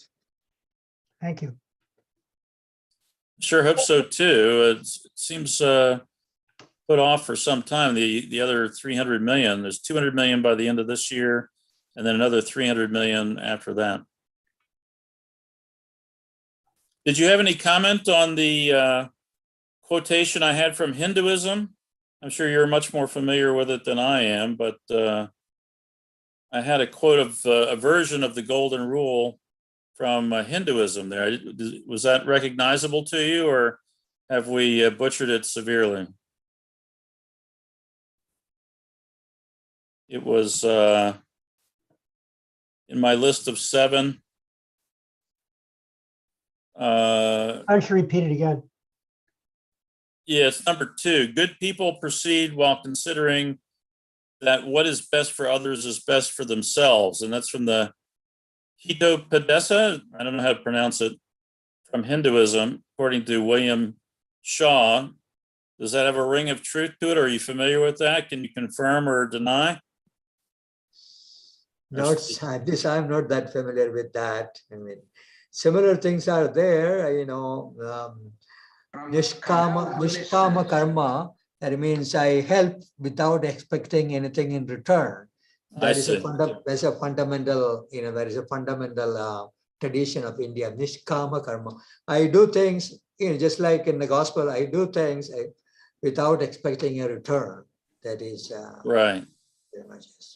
That's one of the things that came out yesterday in the seminar that I attended on Africa, where they have, it's called the Ubuntu philosophy. I am because you are because I am. Whereas in the United States, as you brought out, Sterling, we have more utilitarian approach to things. It's I do something for you if you will do something for me. It's more quid pro quo rather than I do it without expecting anything in return. Whereas in the US, we have more, I give something, but I get something back right away. Yeah, that is from the original text, the Kata Upanishad. That is how it is pronounced, Upanishads. Oh, okay, thank you. Interdependence is emphasized in all these intuitive traditions of India, particularly of Hinduism. Everything is interconnected, cosmic harmony. Just at one end of the harmony will be able to produce result cosmically apart. That is the point about this one.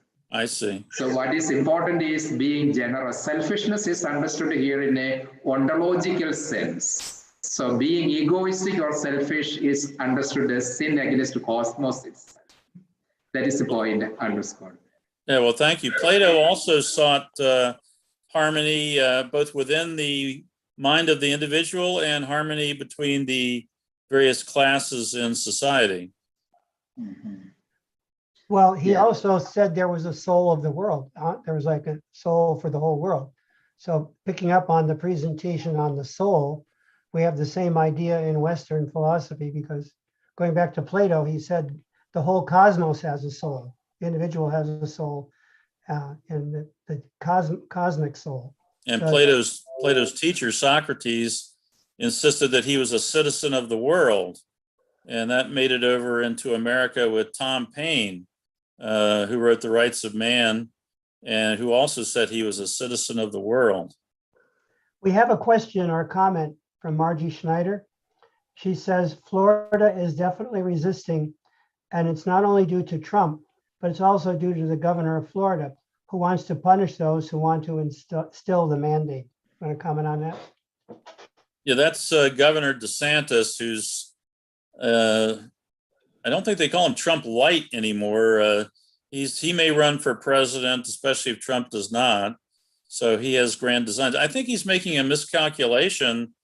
I think there's going to be a backlash, and his poll numbers have been going down lately because it's just been getting so bad there. And what Biden was running on is just a competent, fight against COVID instead of politicizing it so much and making it into a party issue, a red and blue issue. And now we have the red states like Florida that went for Trump and that generally go Republican. They're suffering much, much more because of the lower vaccination rates in Alabama and Mississippi, and Missouri, Louisiana's been hard hit, Texas, of course. So a lot of these traditionally red Republican, conservative, and libertarian states are being hit especially hard. So as nothing can change your mind faster, dying would change your mind permanently. And having someone close to you die, or seeing them the horrible way that these people die, struggling for weeks or months for breath, it's got to affect people. We have another comment from Tony Ercolano saying that perhaps another factor is individualism. People say, I have my individual rights. I don't have to take the vaccine. I want my choice in this matter. What would you say? Well, that's the old expression. I got mine, you get yours. So that is an attitude you hear in Western civilization. And Kant is playing up on that. He thinks he's doing better than the golden rule. He does expect something in return. He thinks you have a duty to look after yourself and to defend yourself. And so if you can do that by bargaining, like I'll help you, but you got to help me, like I'll loan you the money, I'll loan you the vaccines, but then someday I expect you to come back with something or to pay me back once you get on your feet or something.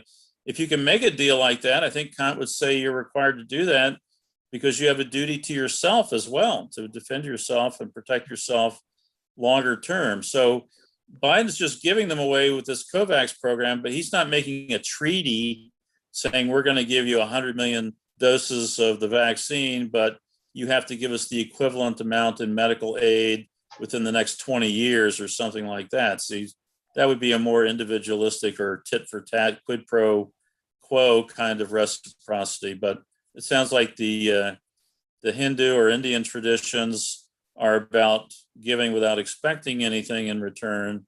And that would be closer to the original golden rule without the Kant individualistic supplement. Another thing which hasn't been mentioned, Dr. Harwood, is the role of social media in complicating the rollout of the vaccine. You have certain social media sites in the United States that promote various implausible theories, that are way out there. And this has led to a politicization of this issue so that people feel, well, if it's being promoted by a democratic government, it must not be right because nothing good can come from the government that's informed by one party. So the politicization of even science and even Dr. Fauci, who is one of our top scientific figures in the pandemic, has been demonized in the right-wing media and online by certain websites. So it leads to a dysfunctionality and disinformation even about the pandemic, where people only go to their preferred website or their preferred Fox News or whatever to get information, which may not even be scientific. It may just be disinformation. So this is a big problem in the United States, and I don't know if it's true at all in India, but this is a problem in the US where even the science is being questioned by these alternative websites. I think it has to be a global problem because these platforms are global, although China seems to have preempted some of them and have alternate versions in China. But and the algorithms are the same used in the platform all over the world.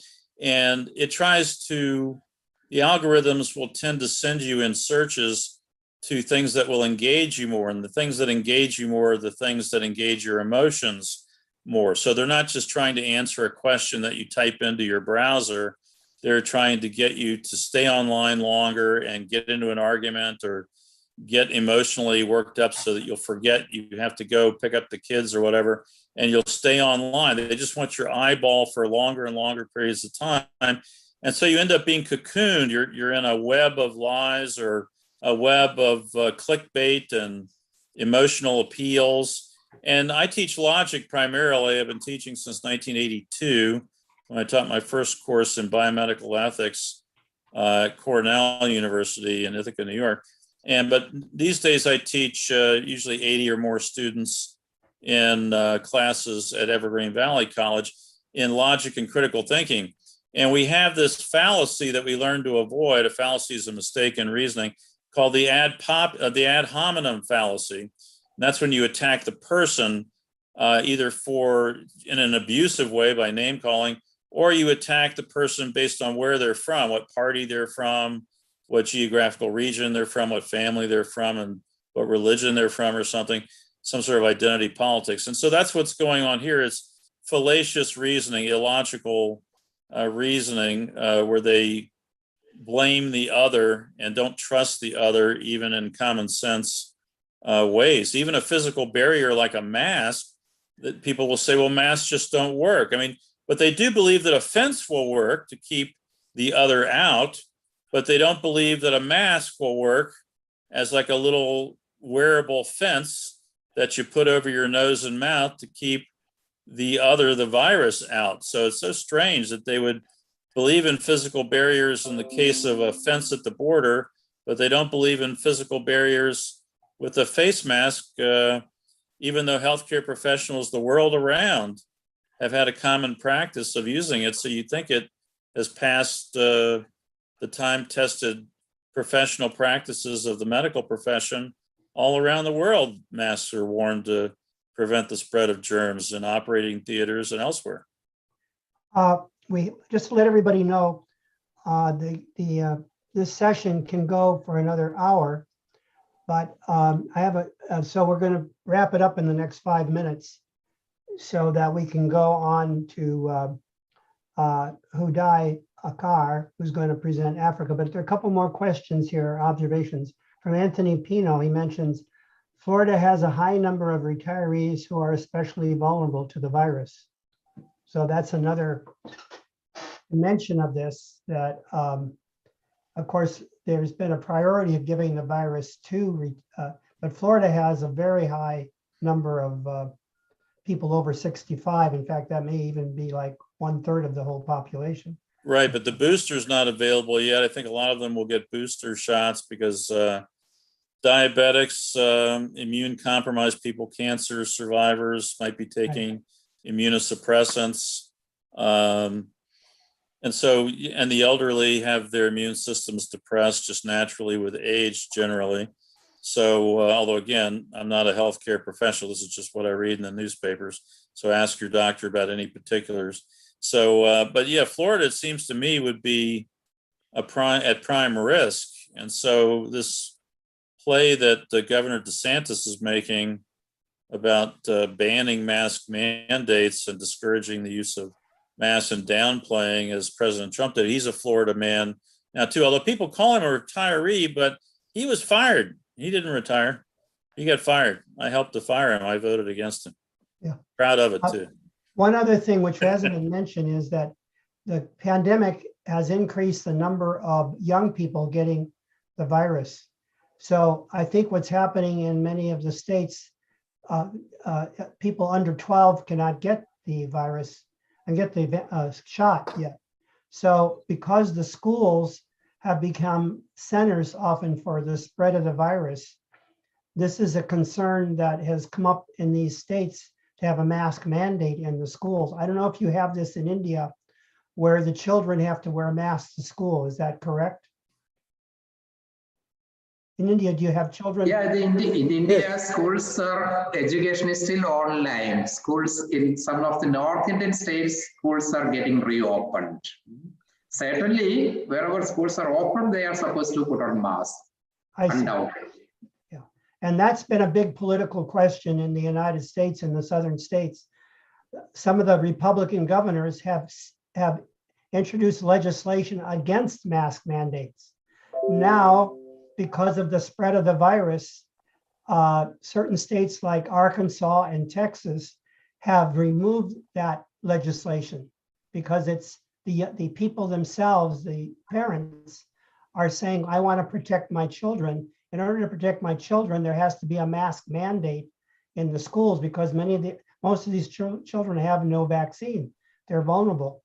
So I think go ahead, Jerry, finish your thought. So the states that have resisted the mask mandate, some of those now, just yesterday, Texas said they're going to allow for the mask mandate because there were so many cases spreading now throughout the state, particularly among younger people, that they've said we have to have this, we'll allow this mask mandate. Go ahead, Steve. Well, also younger people, I think, are showing up in hospitals more because they were told early on that they were not at as high a risk as the elderly. Right. And so they didn't bother to get vaccinated, but then the Delta variant caught everybody somewhat by surprise. And now, since the percentages are so high, 95% or more of those hospitalized are unvaccinated, we're seeing the younger people who are not vaccinated also show up. And the Delta variant just seems to spread much more rapidly. It has a much bigger R0 number.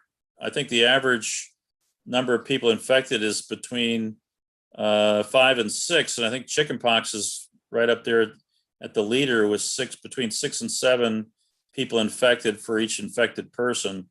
They will go on to infect 5 or 6 others with the Delta variant. It used to be down around 3 or between 2 and 3 or 3.5, I think is the highest I saw for the Alpha variant, the original Wuhan strain. Maybe Liam Callahan, who's in Ireland, maybe you could say something about the perspective from Europe on the coronavirus. Well, cases are declining. So we have someone from Ireland. I'm calling upon. We have Liam O'Callaghan in Ireland. Can we let him say a word? Can you hear us? I'll ask you to unmute. Hi, yes. I missed some of that talk. I was out for a while, so I'll just come back. Yeah, it's here in Ireland at the moment. It's you know, the vaccination rate is quite high. It's about I think about 72% of all people over 12 years of age have been vaccinated. So that's gone pretty well. But nonetheless, there is concern as there is still infection rates of something like maybe 17 or 1800 cases per day. So it is still a concern. So in that sense, it could look like into the future, there might still be over the next few months, a further rise of cases over the winter and into the, you know, if hospitals are unable to cope, that could be an issue.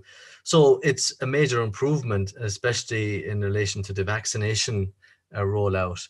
but nonetheless, a number of people who are not yet vaccinated are getting infected, but also some people who have been vaccinated, which is a bit of a concern.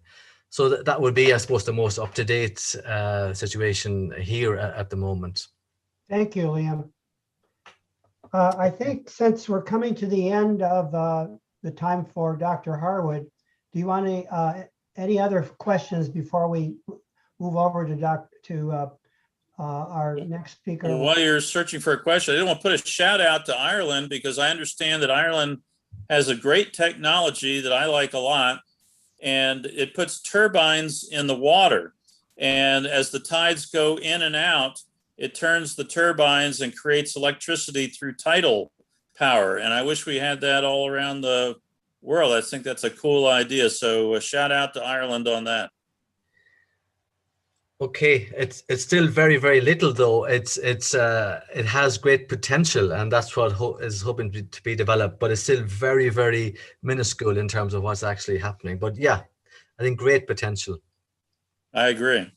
I think, Liam, you're up in the next program on the environment. Yes. Yeah. So we have after we have finish the coronavirus pandemic this afternoon, I think beginning at 12:30 California time. That's we right. have a program on the environment, and Father Liam is going to speak as part of that. Am I correct, Liam? That's correct. Yes. Yeah. So I think at that we'll ask, thank you, Dr. Harwood, for your enlightening presentation on the U.S. perspective on the coronavirus. You're most welcome. Thank you for inviting me.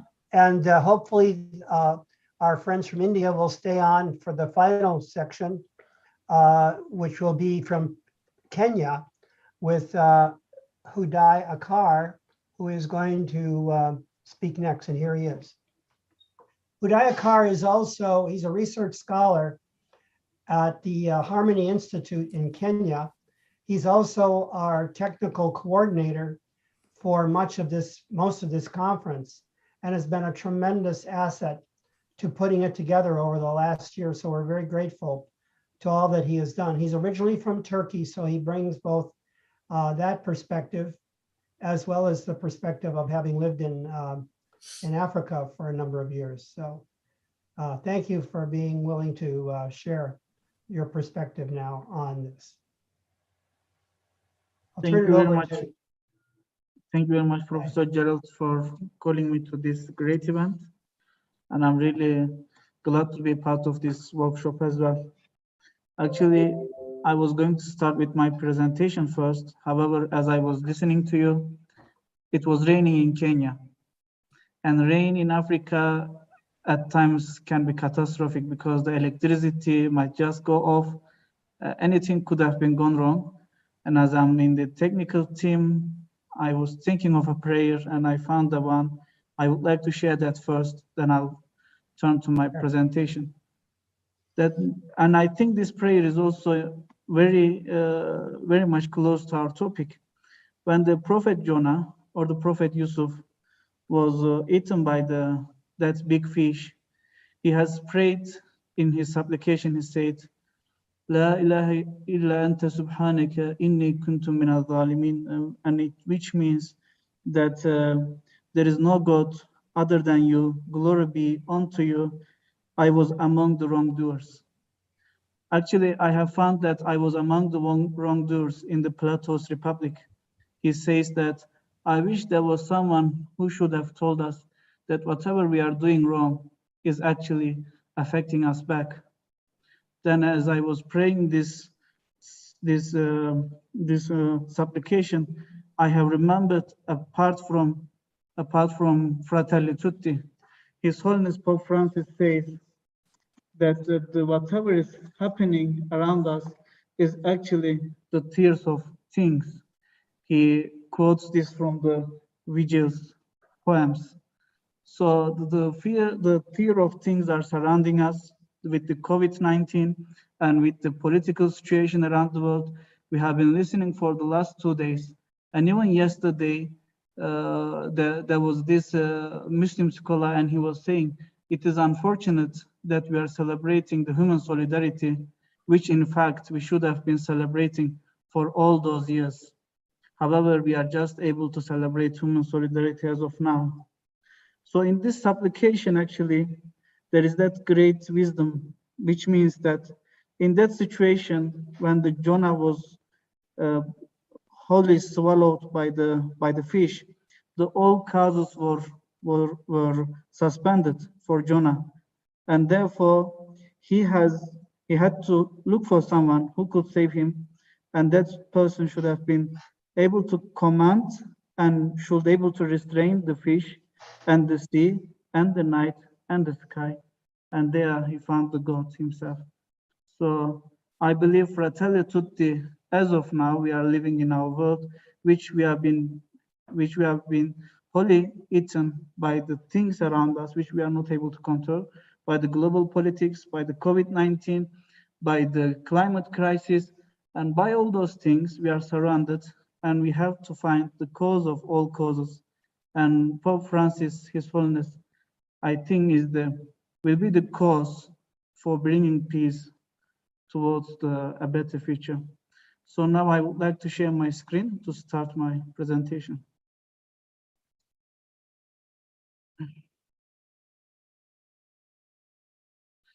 I will be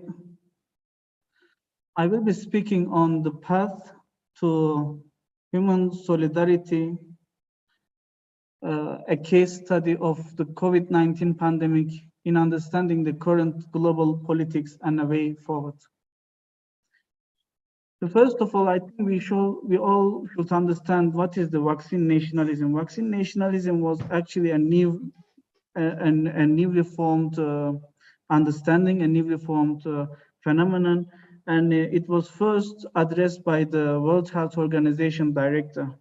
And in his writing to economists, he said that the vaccine nationalism and actually the vaccine allocation has already been a zero-sum game, which is really a sad scenario, because it is a sad story, because in Fratelli Tutti, Pope Francis says we cannot be saved alone. However, on the other hand, we are all trying to be saved alone. And in the same paper, he says 16% of the world's population have bought up to 60% of the world's vaccine supplies, and that is vaccine nationalism. And as Professor Harwood said, only 1.5% of the whole vaccine have been administered to Africa. Only 1.5%. And moving forward, Secretary General of United Nations have said that the pandemic is a clear test of international cooperation, a test which we have failed, essentially failed. And this is a really nice understanding. And why did we fail this? Actually, I would like to take us back to 16th century. The first speaker from India, he said that, does the nations have a soul? In 16th century, after the Westphalia Agreement, our great philosophers said that the nation does not have a soul. Therefore, it does not need a salvation, and therefore it can do whatever it needs for the sake of its survival. At this point, I would like to point out a very important word, and it is that I'm so sorry, and it is that the politics that runs around the benefits, which revolves around the benefits, is a savagery, and that is what we are seeing today. Within that secularistic idea, we have also designed the power, and in this power, we have taught that what is important is to controlling the actions of the other through influencing, and this influence could come from persuasion, or the military power, or combination of any of these. And this understanding of power has also bring us a new understanding of security. And in this security understanding, we have said the elimination of the threat is the elimination of the threat to referent object. And our referent object in the traditional security have been the nation itself. And the threat was the other, and the elimination was through military power. And that has led us to the culture of humiliation. For all these years, we have been creating humiliated cultures. We have been creating nations that who fell and who are trying to get a revenge out of us. And of course, there is a bill that comes out of this, and this bill comes with globalization. Globalization, but at what cost of globalization? The Marx and also another Islamic scholar, both they say that the human family, in their history, they have been going through from kingdom to slavery, from slavery to industrial age, and as of now, we are somehow half slaves because we are somehow paid, but however, on the other hand, we are not really free. And we can see the exploitation in the third world countries. The exploitation is still continuous. The gap between rich and poor is growing all around the world, and also we are creating populist regimes that is creating that political marketplace. And I would like to put a quote at this place from Fratelli Tutti. In Fratelli Tutti, His Holiness Pope Francis says, plunging people into despair closes a perfectly perverse circle. Such is the agenda of the invisible dictatorship of hidden interests that have gained mastery over both resources and the possibility of thinking and exercising and expressing opinions. So what is happening around us, as we have been talking, that we have created such an environment around us in the global political framework that actually we are just oppressing the thoughts. We are just oppressing the freedom of thinking, and we are not really able to address these issues. I would like to give examples from the history at this point. Since the 19th century, since the First World War, we have been facing with many catastrophes, from coup d'etats to genocides, from Cold War to usage of weapons of mass destruction, and from their proliferation to the interstate conflicts to intrastate conflicts. In 1994, we have witnessed the Rwandan genocide. In 1991, we have witnessed the Bosnia-Herzegovina genocide. And as we are speaking right now, we are witnessing horrible acts of atrocities in Afghanistan, in Cabo Delgado port, in other places of the world as well. So what happened after the 19th century? After the secularism, we have thought, how can we live the life better without the help of religion? So we have found theories that they said there is realism. And in the realism, it says the human being in its essence is a bat, so it cannot cooperate. So every nation must look for themselves. And living in that suspicion towards each other has created wars. And that has caused the Second World War. And after that, we have said, no, we need a collaboration. And that is through liberalism. And in liberalism, we have seen the rising of United Nations, and even the second chairman of the Secretary General of United Nations said that United Nations is not created to take man to heaven, but to escape from hell. However, I would like to ask you, in the height of liberalism in 1994, in 1991, just after the end of Cold War, we have seen such atrocities that has been happened under the reign of liberalism.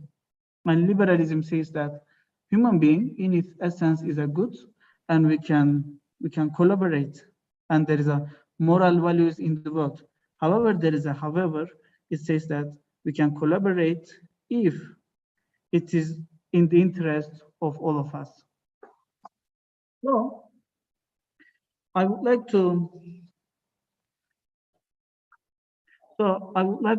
continue from here, as I believe I have draw trying to draw a holistic picture of the global politics in order to place the Fratelli Tutti for our future. And we are at that point.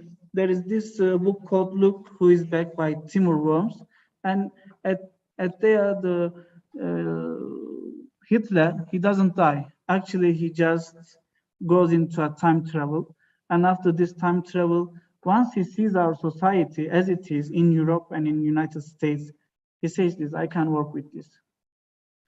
Can you please remind yourself again the strikes against the refugees, the strikes against the certain nationalities, certain colors, that we still have that fascist ideology. There is the rise of racism, there is the rise of nationalism, and unfortunately, United States had to witness this. It was witnessing from afar. However, after the US Capitol attack, it has witnessed that in a more real sense, because they have seen that crack in the society, that the populist regime have managed to crack the society to an extent that FBI has now warned the government that there is a threat of domestic terrorism with the rise of QAnon and all these things, which are, as you know better than me, is cracking the society. So this is just in the United States. What about around the world? Around the world, we are also witnessing new wars. The new wars are the wars that is caused because of the resource sharing, because of all these things around. And the new wars are different from the old wars, because in the new wars there is no distinction between the military target to civilian target. We have seen this in Syria, in Yemen, in other parts of the world. I hope I'm not boring you too much, but I just like to mention that we have failed COVID-19 pandemic, not because we have failed just once. We have been failing for the last 2 centuries. We have been failing for the last 2 centuries, and His Holiness Pope Francis as well. I would like to quote from Fratelli Tutti over here. He says that anyone who thinks that the only reason to be learned from this COVID-19 was the need to improve what we are already doing, or to refine existing systems and regulation. And he says that this is denying the reality. It is my desire that this, our time, by acknowledging the dignity of each human person, we can contribute to the rebirth of universal aspiration to fraternity, to dignity of each human being. So His Holiness as well doesn't see the COVID-19 as a one lesson to be learned. It is actually the continuation of the many issues that surrounding us, and we have been not able to solve these problems. At this point, I would like to share with you a Turkish, actually an old Ottoman word, Latife-i Rabbaniye. This means, Latife means the light, and the Rabbaniye means the God. In Christianity, it is that human being is created in the likeness of God. So the Latife-i Rabbaniye is actually the faculties that have been given by the God that resembles the God. The Socrates says that perfect human being is all human beings put together. It is a collective, it is we, it is all of us together that make perfection. So I would like to add this on this point. For the whole topic, I have been talking about humanity and what we have been doing wrong. And at this point, I would like to say that there is this faculty of God, the faculty of goodness that has been brought to humanity, and that is the Fratelli Tutti. I have used the gear over here because, as you can see, gear cogs are connected to each other. If one is broken, the other cannot work. It is same with the light of God in human being. And in humanity, we have forgot about our humanity. We have forgot about the fraternity. We are forgot about the rights of women, rights of children, rights of oppressed. We have forgot all about that. Just 2 days ago, Dr. Azar Karam has mentioned there is 80 million refugees all around us. 80 million is just a number. However, 80 million individuals which had hopes, which had dreams, which had a future, which had a life, and now they do not have a roof over their head.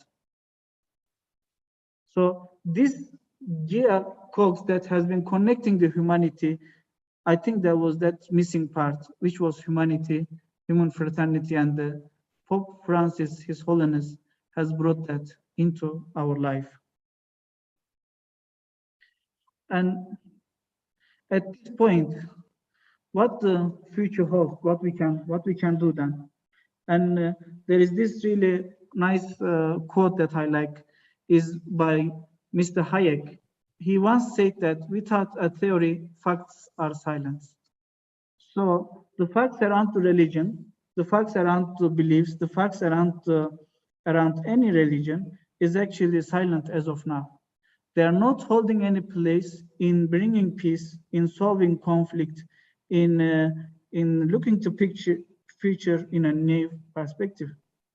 And there is two ways. The first is the cycle of hatred. We can continue what our ancestors have been doing. We can hate who has oppressed us, and we can love who has loved us. And there is another point as a hope as a culture. In the Psalms 85, mercy and truth are met together, righteousness and peace have kissed each other. At this point, I would like to remind you the parable in the Fratelli Tutti, the Good Samaritan. His Holiness reminds us there are 4 kinds of people in that story. The one who is bitten, the other who have looked the other way, and this was 2. One is Leviathan and the other one is a priest. And the third one is a Samaritan, a good Samaritan, and the fifth and the fourth one is the robbers. So the robbers, the beaten person who looked away, and also the good Samaritan. And His Holiness asked us this question: which one are you? Which one are you in your life? At this point, I would like to bring that the hope in an Abrahamic tradition is a result of love of the God and the knowledge of the God. It is not that the fear and the hope is not becoming because of the being scared of the God. And this is why it is important, because in religion, if you fear from the afterlife, and if you fear from if you have a fear, or if you have a love towards God, then you'll be more careful in your actions. And you won't fall into disbelief, or you won't fall into despair, and which is the secret agenda of the dictators, as His Holiness Pope Francis says. I would like to continue. And as I was searching, I have came across few parables. Like this is from Bhaktivedanta Swami, and in the laws of nature, he says, everything in this creation is owned and controlled by the Lord Krishna. One should therefore accept only those things necessary for himself, which are set aside as his quota, and one should not accept other things, knowing well to whom they belong. And as I was searching all the religious texts, I have came across the same thing. They were all about the content. They were all about the peacefulness. As the Professor Harwood said, the golden rule, do the others as you would be done. And at this point, I would like us to remember us another point. When Jesus has asked the guy that who is the neighbor in the parable? Who is the neighbor in the Good Samaritan story? And he said, the neighbor is the person that who doesn't look around, who doesn't look his neighborhood, who doesn't look in his city, who doesn't look in his nation, but rather it is the one who goes and helps those who are in need. That is the neighbor. At this point, I would like to share the words of Said Nursi, is a 20th century Kurdish Islamic scholar, and he has said that modern civilization has been founded on 5 negative principles. Its point of support is force. As I have tried to explain you in the first session of my presentation, it is indeed after the Westphalia Agreement, from the realism to liberalism to Marxism to any other theory that you can check out, the force is the backbone of our modern civilization. Its aim and goal is benefit, and that is true as well, because as of now the national interests are above anything. The vaccine nationalism, the vaccine nationalism is in fact the result of national interest. They say that our nation, our people are more important than the others, even though Pope Francis has said many times, no one can be saved alone. And the third principle in life is conflict. It can sustain itself in conflict, otherwise it cannot sustain itself. When we look around us, the poor are beyond the scope of the interest of the political elite. However, the conflict is always sweet. They're always talking and they're always trying to take part in it. And the fourth, the bond between the masses is racialism and negative nationalism. The Hub of Americas have talked extensively on this yesterday. The negative nationalism, the racialism, what it has been doing in America, in the United States. In Kenya, it is translated as a way of ethnicity, and we call it tribalism. And it is enticing service, is inciting the lust and passion and gratifying the desires. And actually, all these notions are existing in the Fratelli Tutti as well. And he continues as this. However, the civilization in the religious context, it compromises and commands this. Its point of support is truth instead of force. Its goal is virtue in place of benefit. In the Fratelli Tutti, His Holiness says that people nowadays are not caring about virtue. They are going after the benefits with these virtual systems growing up, with this technology growing up. They are becoming more individualistic. They are becoming more self-centered. And its means of unity are the ties of religion, country, and class in place of racialism and nationalism. So in the religion, what unites us are the religion, our country, our class.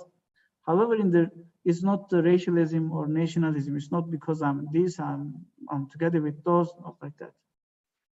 In life is the principle of mutual assistance instead of the principle of conflict.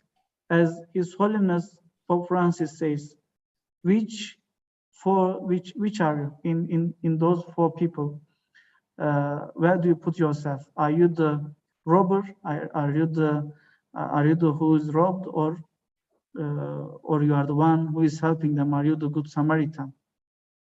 And at here, I would like to highlight another thing, which is as well in the light with Fratelli Tutti, is that the same scholar, the Islamic scholar, he says that the revival of the religion is the revival of the nation. The life of religion is the light of life, he says.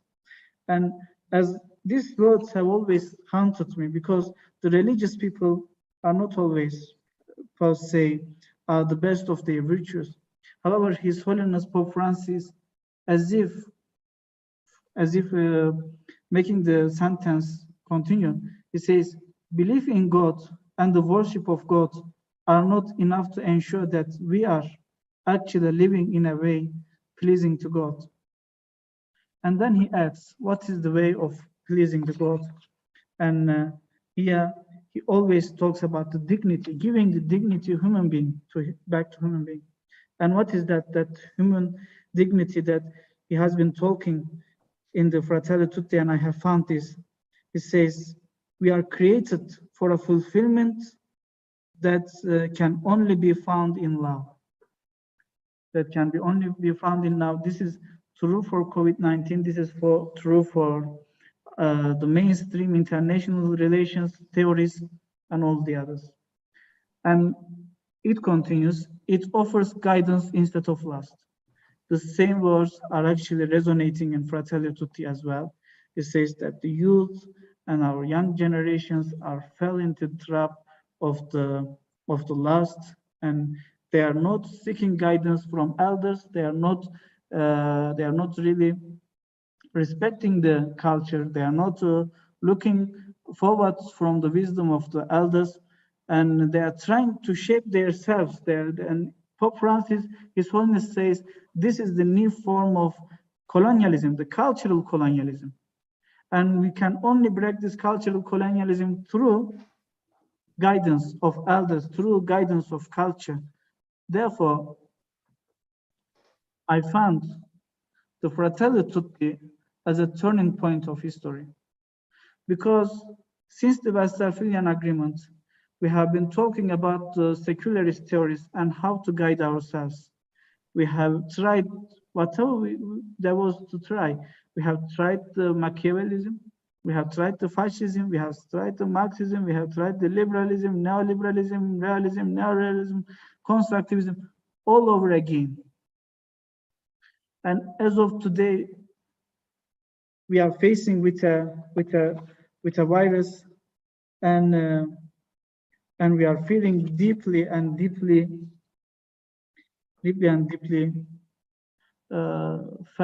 fell into trap. We are not able to do anything. We cannot even share the scarce resources with our friends, with our brothers, with our sisters, because it's not because of we are self-centered, all of us, no, but because the global political framework does not allow us to go beyond ourselves, to become a human family, to achieve human fraternity. And at this point, Pope Francis says, together we can seek the truth in dialogue, in relaxed conversations like this, or in passionate debate. And I have been talking about this because His Holiness again said that true wisdom demands on encountering with reality. We need to encounter with reality. We need to look around us, and instead of blaming on political groups or certain nationalities or the other or the neighbor or that or this, in encountering the reality, we are seeing that the global framework is actually the thing that is leaving us behind from humanity.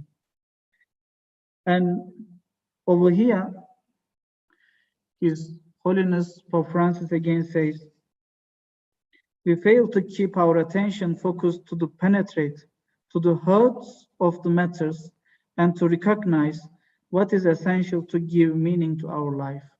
And throughout the encyclical, he always says that it is love, it is understanding, it is dialogue, and it is being saved together. And on another place it says, let us take an active part in renewing and supporting our troubled societies. Our troubled societies because of the cultural colonialism, because of the less understanding, and because of the negative nationalism. And I would like to end my presentation. I hope I'm not boring you, and I would like to end it with that. He says that dreams are built together. So let us not be prisoners of the virtual reality. Let us not lose the taste of flavor of truly real. What is truly real? And let us build this dream together, the future. And this is one of my favorite passages from Bible. It says, blessed are the peacemakers, for they will be called the children of God. And I hope we, as the Fratelli Tutti conference, and all whoever joining us from wherever they are joining, with whomever they are, by being a peacemaker, they will be called children of God together without any distinction. Well, thank you very much. I hope I have not bored you. I have tried my best. Thank you. Thank you very much, Uday. This was a wonderful presentation. We have a comment from Tony Ercolano. He says, too bad we cannot declare environmental degradation to be our common enemy and unite around that. So we're going to have a panel this afternoon on the environment. And he's suggesting that perhaps, again, we're looking for those things that unite humanity. And that's where, again, the religion and science aspect of this come in. Religion can provide the spiritual framework, and science is telling us the earth is heating up. It's burning up. We're seeing that in California with tremendous fires, and even today there's smoke in our skies. We can't get, it's like right in front of us.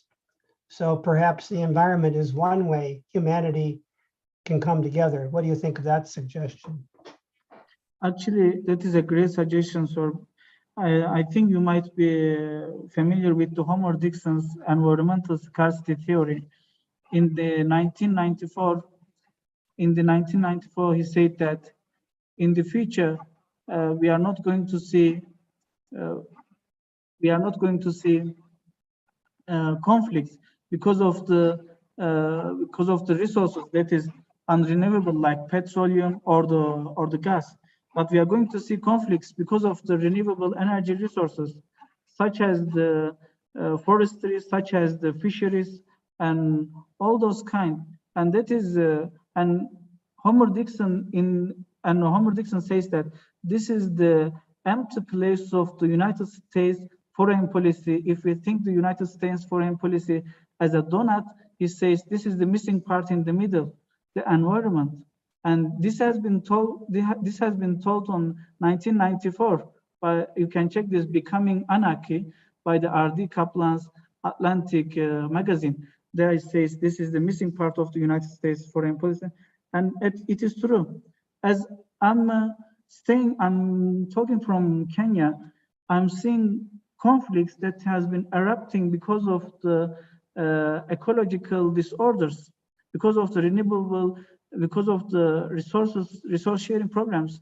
The whole issue of South Sudan, all that conflict, all that things that we have been blind eyeing is because of the resources. What is happening right now in Mozambique, Cabo Delgado port is because of the resources. Why we had the Ebola in the first place in Liberia is because of the resources. Because people were told, don't eat the hunting meat, the bush meat, and they were saying, we don't have any meat to eat. There is no other meat to eat. We had to eat bush meats, primarily the monkeys and all such kind. So actually, we are seeing this right now in Africa. However, United States and developed countries, you are not able to see this yet because of the good governance, because of the treasuries that you are having. You can get the resources from outside. However, the outside, the Africa, the Middle East, the Far East Asia, the Asia Pacific, it is drying up. And we might see the same things in there as well. I think, I don't know if I was able to answer. Even in the Western United States, the prediction is we're not going to have enough water. The fires will continue to, so it isn't just We used to think that problems of the environment was out there somewhere in another part of the world, like Africa, the Sahara. But now the drought and the fires and the problems of the environment are coming home, so that the temperatures in the western part of the United States in some parts are up over 120. We can't, you can't even go outside, it's so hot. So the environmental degradation is affecting everybody. Actually, over here, Professor Gerald, I have remembered a word from a passage from Fratelli Tutti. His Holiness says that we have been turning a blind eye to the deaths of our elderly. Because of the climate change, it was too hot and it was too cold, and our elderly and our ill persons in our community were dying constantly, but we were turning a blind eye. And now with COVID-19, they are dying, and we are out of a sudden, we are thinking as if this has happened today. However, before COVID-19, because of the climate changes, we have lost many elderly who is the wise and the heritage of our community.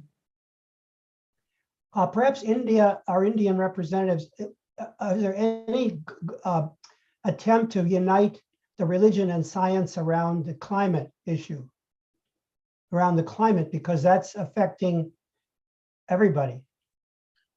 Actually, Professor Gerald, there is this Faith for Earth initiative, which I was honored to be part of. It is workshops just as this one. And in 2 years ago, they have created this initiative, Faith for Earth. And in this initiative, they are talking about, and it is again, it was created in the light of Laudato Si' Mi Signore, the other encyclical of His Holiness Pope Francis. And with his being the flag bearer, all the other religions have come together to find solutions around the religion. As far as I know from the Islamic perspective, they have been talking around the Surah Al-Rahma, the chapter of Rahma or the mercy. In this chapter, the God reveals that to Prophet that he has created the world in the Mizan, and the Mizan means the balance. And he says we are the ones he has selected to keep that balance. We are not to play with that balance, but we are to keep that balance, that Mizan, and that is the research I know on the Islamic side. But Faith for Earth initiative is really doing great work in bringing the other religions as well to the environmental issues. I think our Indian group have left us now. It's probably getting pretty late there. But let's see. From the European perspective, Liam, do you want to comment on how the environment is playing out, the religion and science aspect in Europe? I think you're going to go into that this afternoon.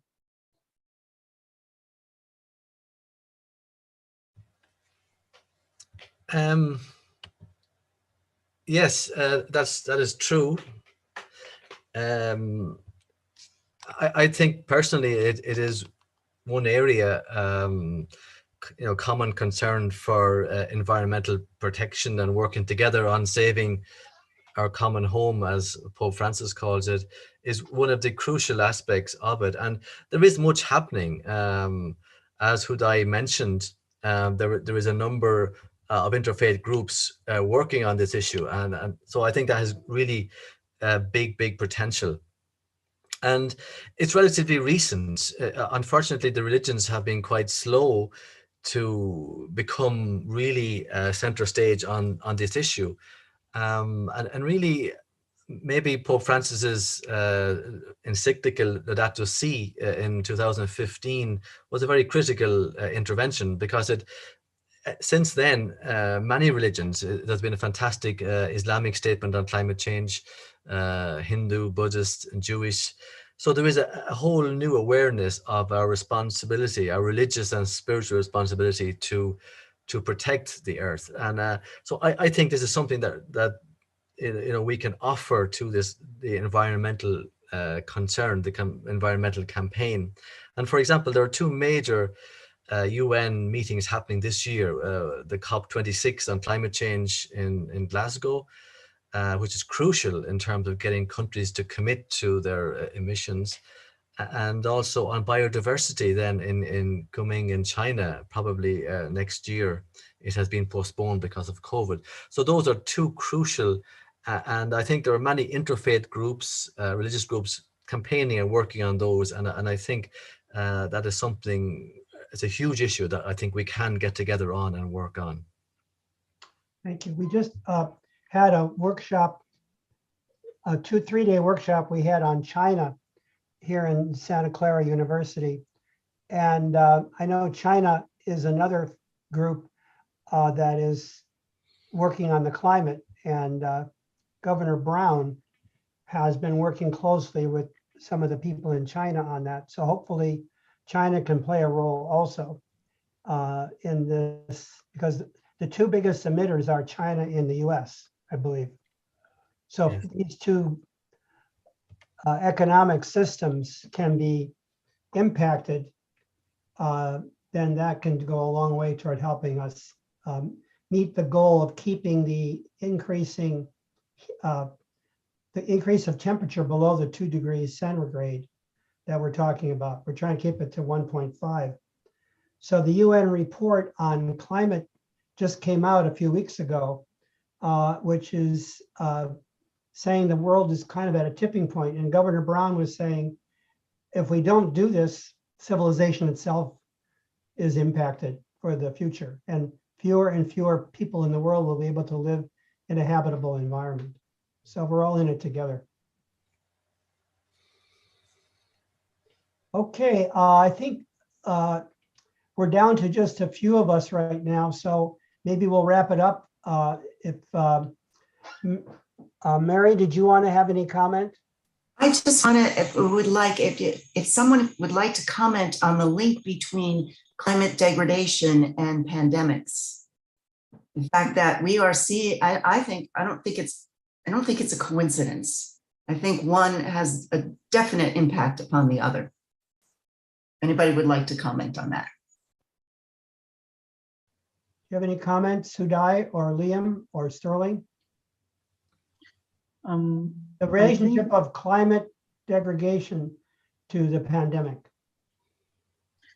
I don't know if there is a really direct link between the both of them, but what I know in the both there is the degradation of human virtues, because as just before the COVID-19 pandemic have begun, I was reading this paper on that there is superbugs coming from United States, the bacteria that have been evolved and now they are threatening the human life.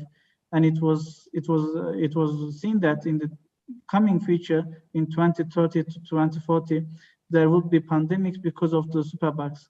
And the main reason again was us using the chemicals and using the pharmaceutical business out of its way.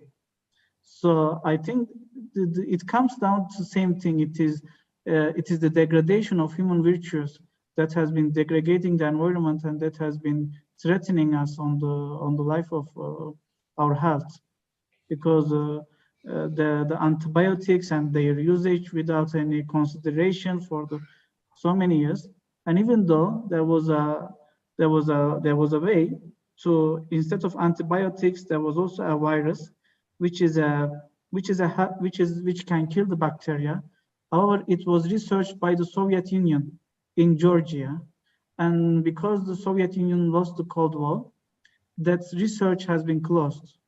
And right now, some of the patients from United States who are not able to be cured with antibiotics or the modern medicines, they go to Georgia to get some viruses, and that virus is on the soil, and it has no effect on human body, according to some research. So that there is actually, we are still thinking with our national interests. Once we won the Cold War, we do not give any interest to their medical research. Instead, we support our pharmaceutical business in antibiotics. So I think there is human virtues degradation there. I was also thinking about the fact that, and in fact, I read things on this, that the loss of habitat is contributing to all of these, I believe they're called zoological, something like that, or zootropic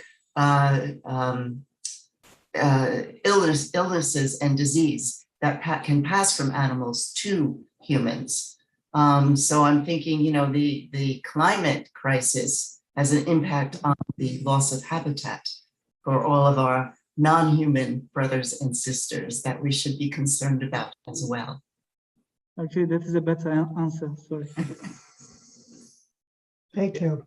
I would just briefly come in there at that point. I think that's very correct. In all our discussions on the coronavirus and vaccines and everything else, there has been no mention really of that point. And I think that's a crucial one, that human activity is encroaching so much on the natural world, and ecosystems and habitats for all sorts of animals and creatures are being squeezed further and further.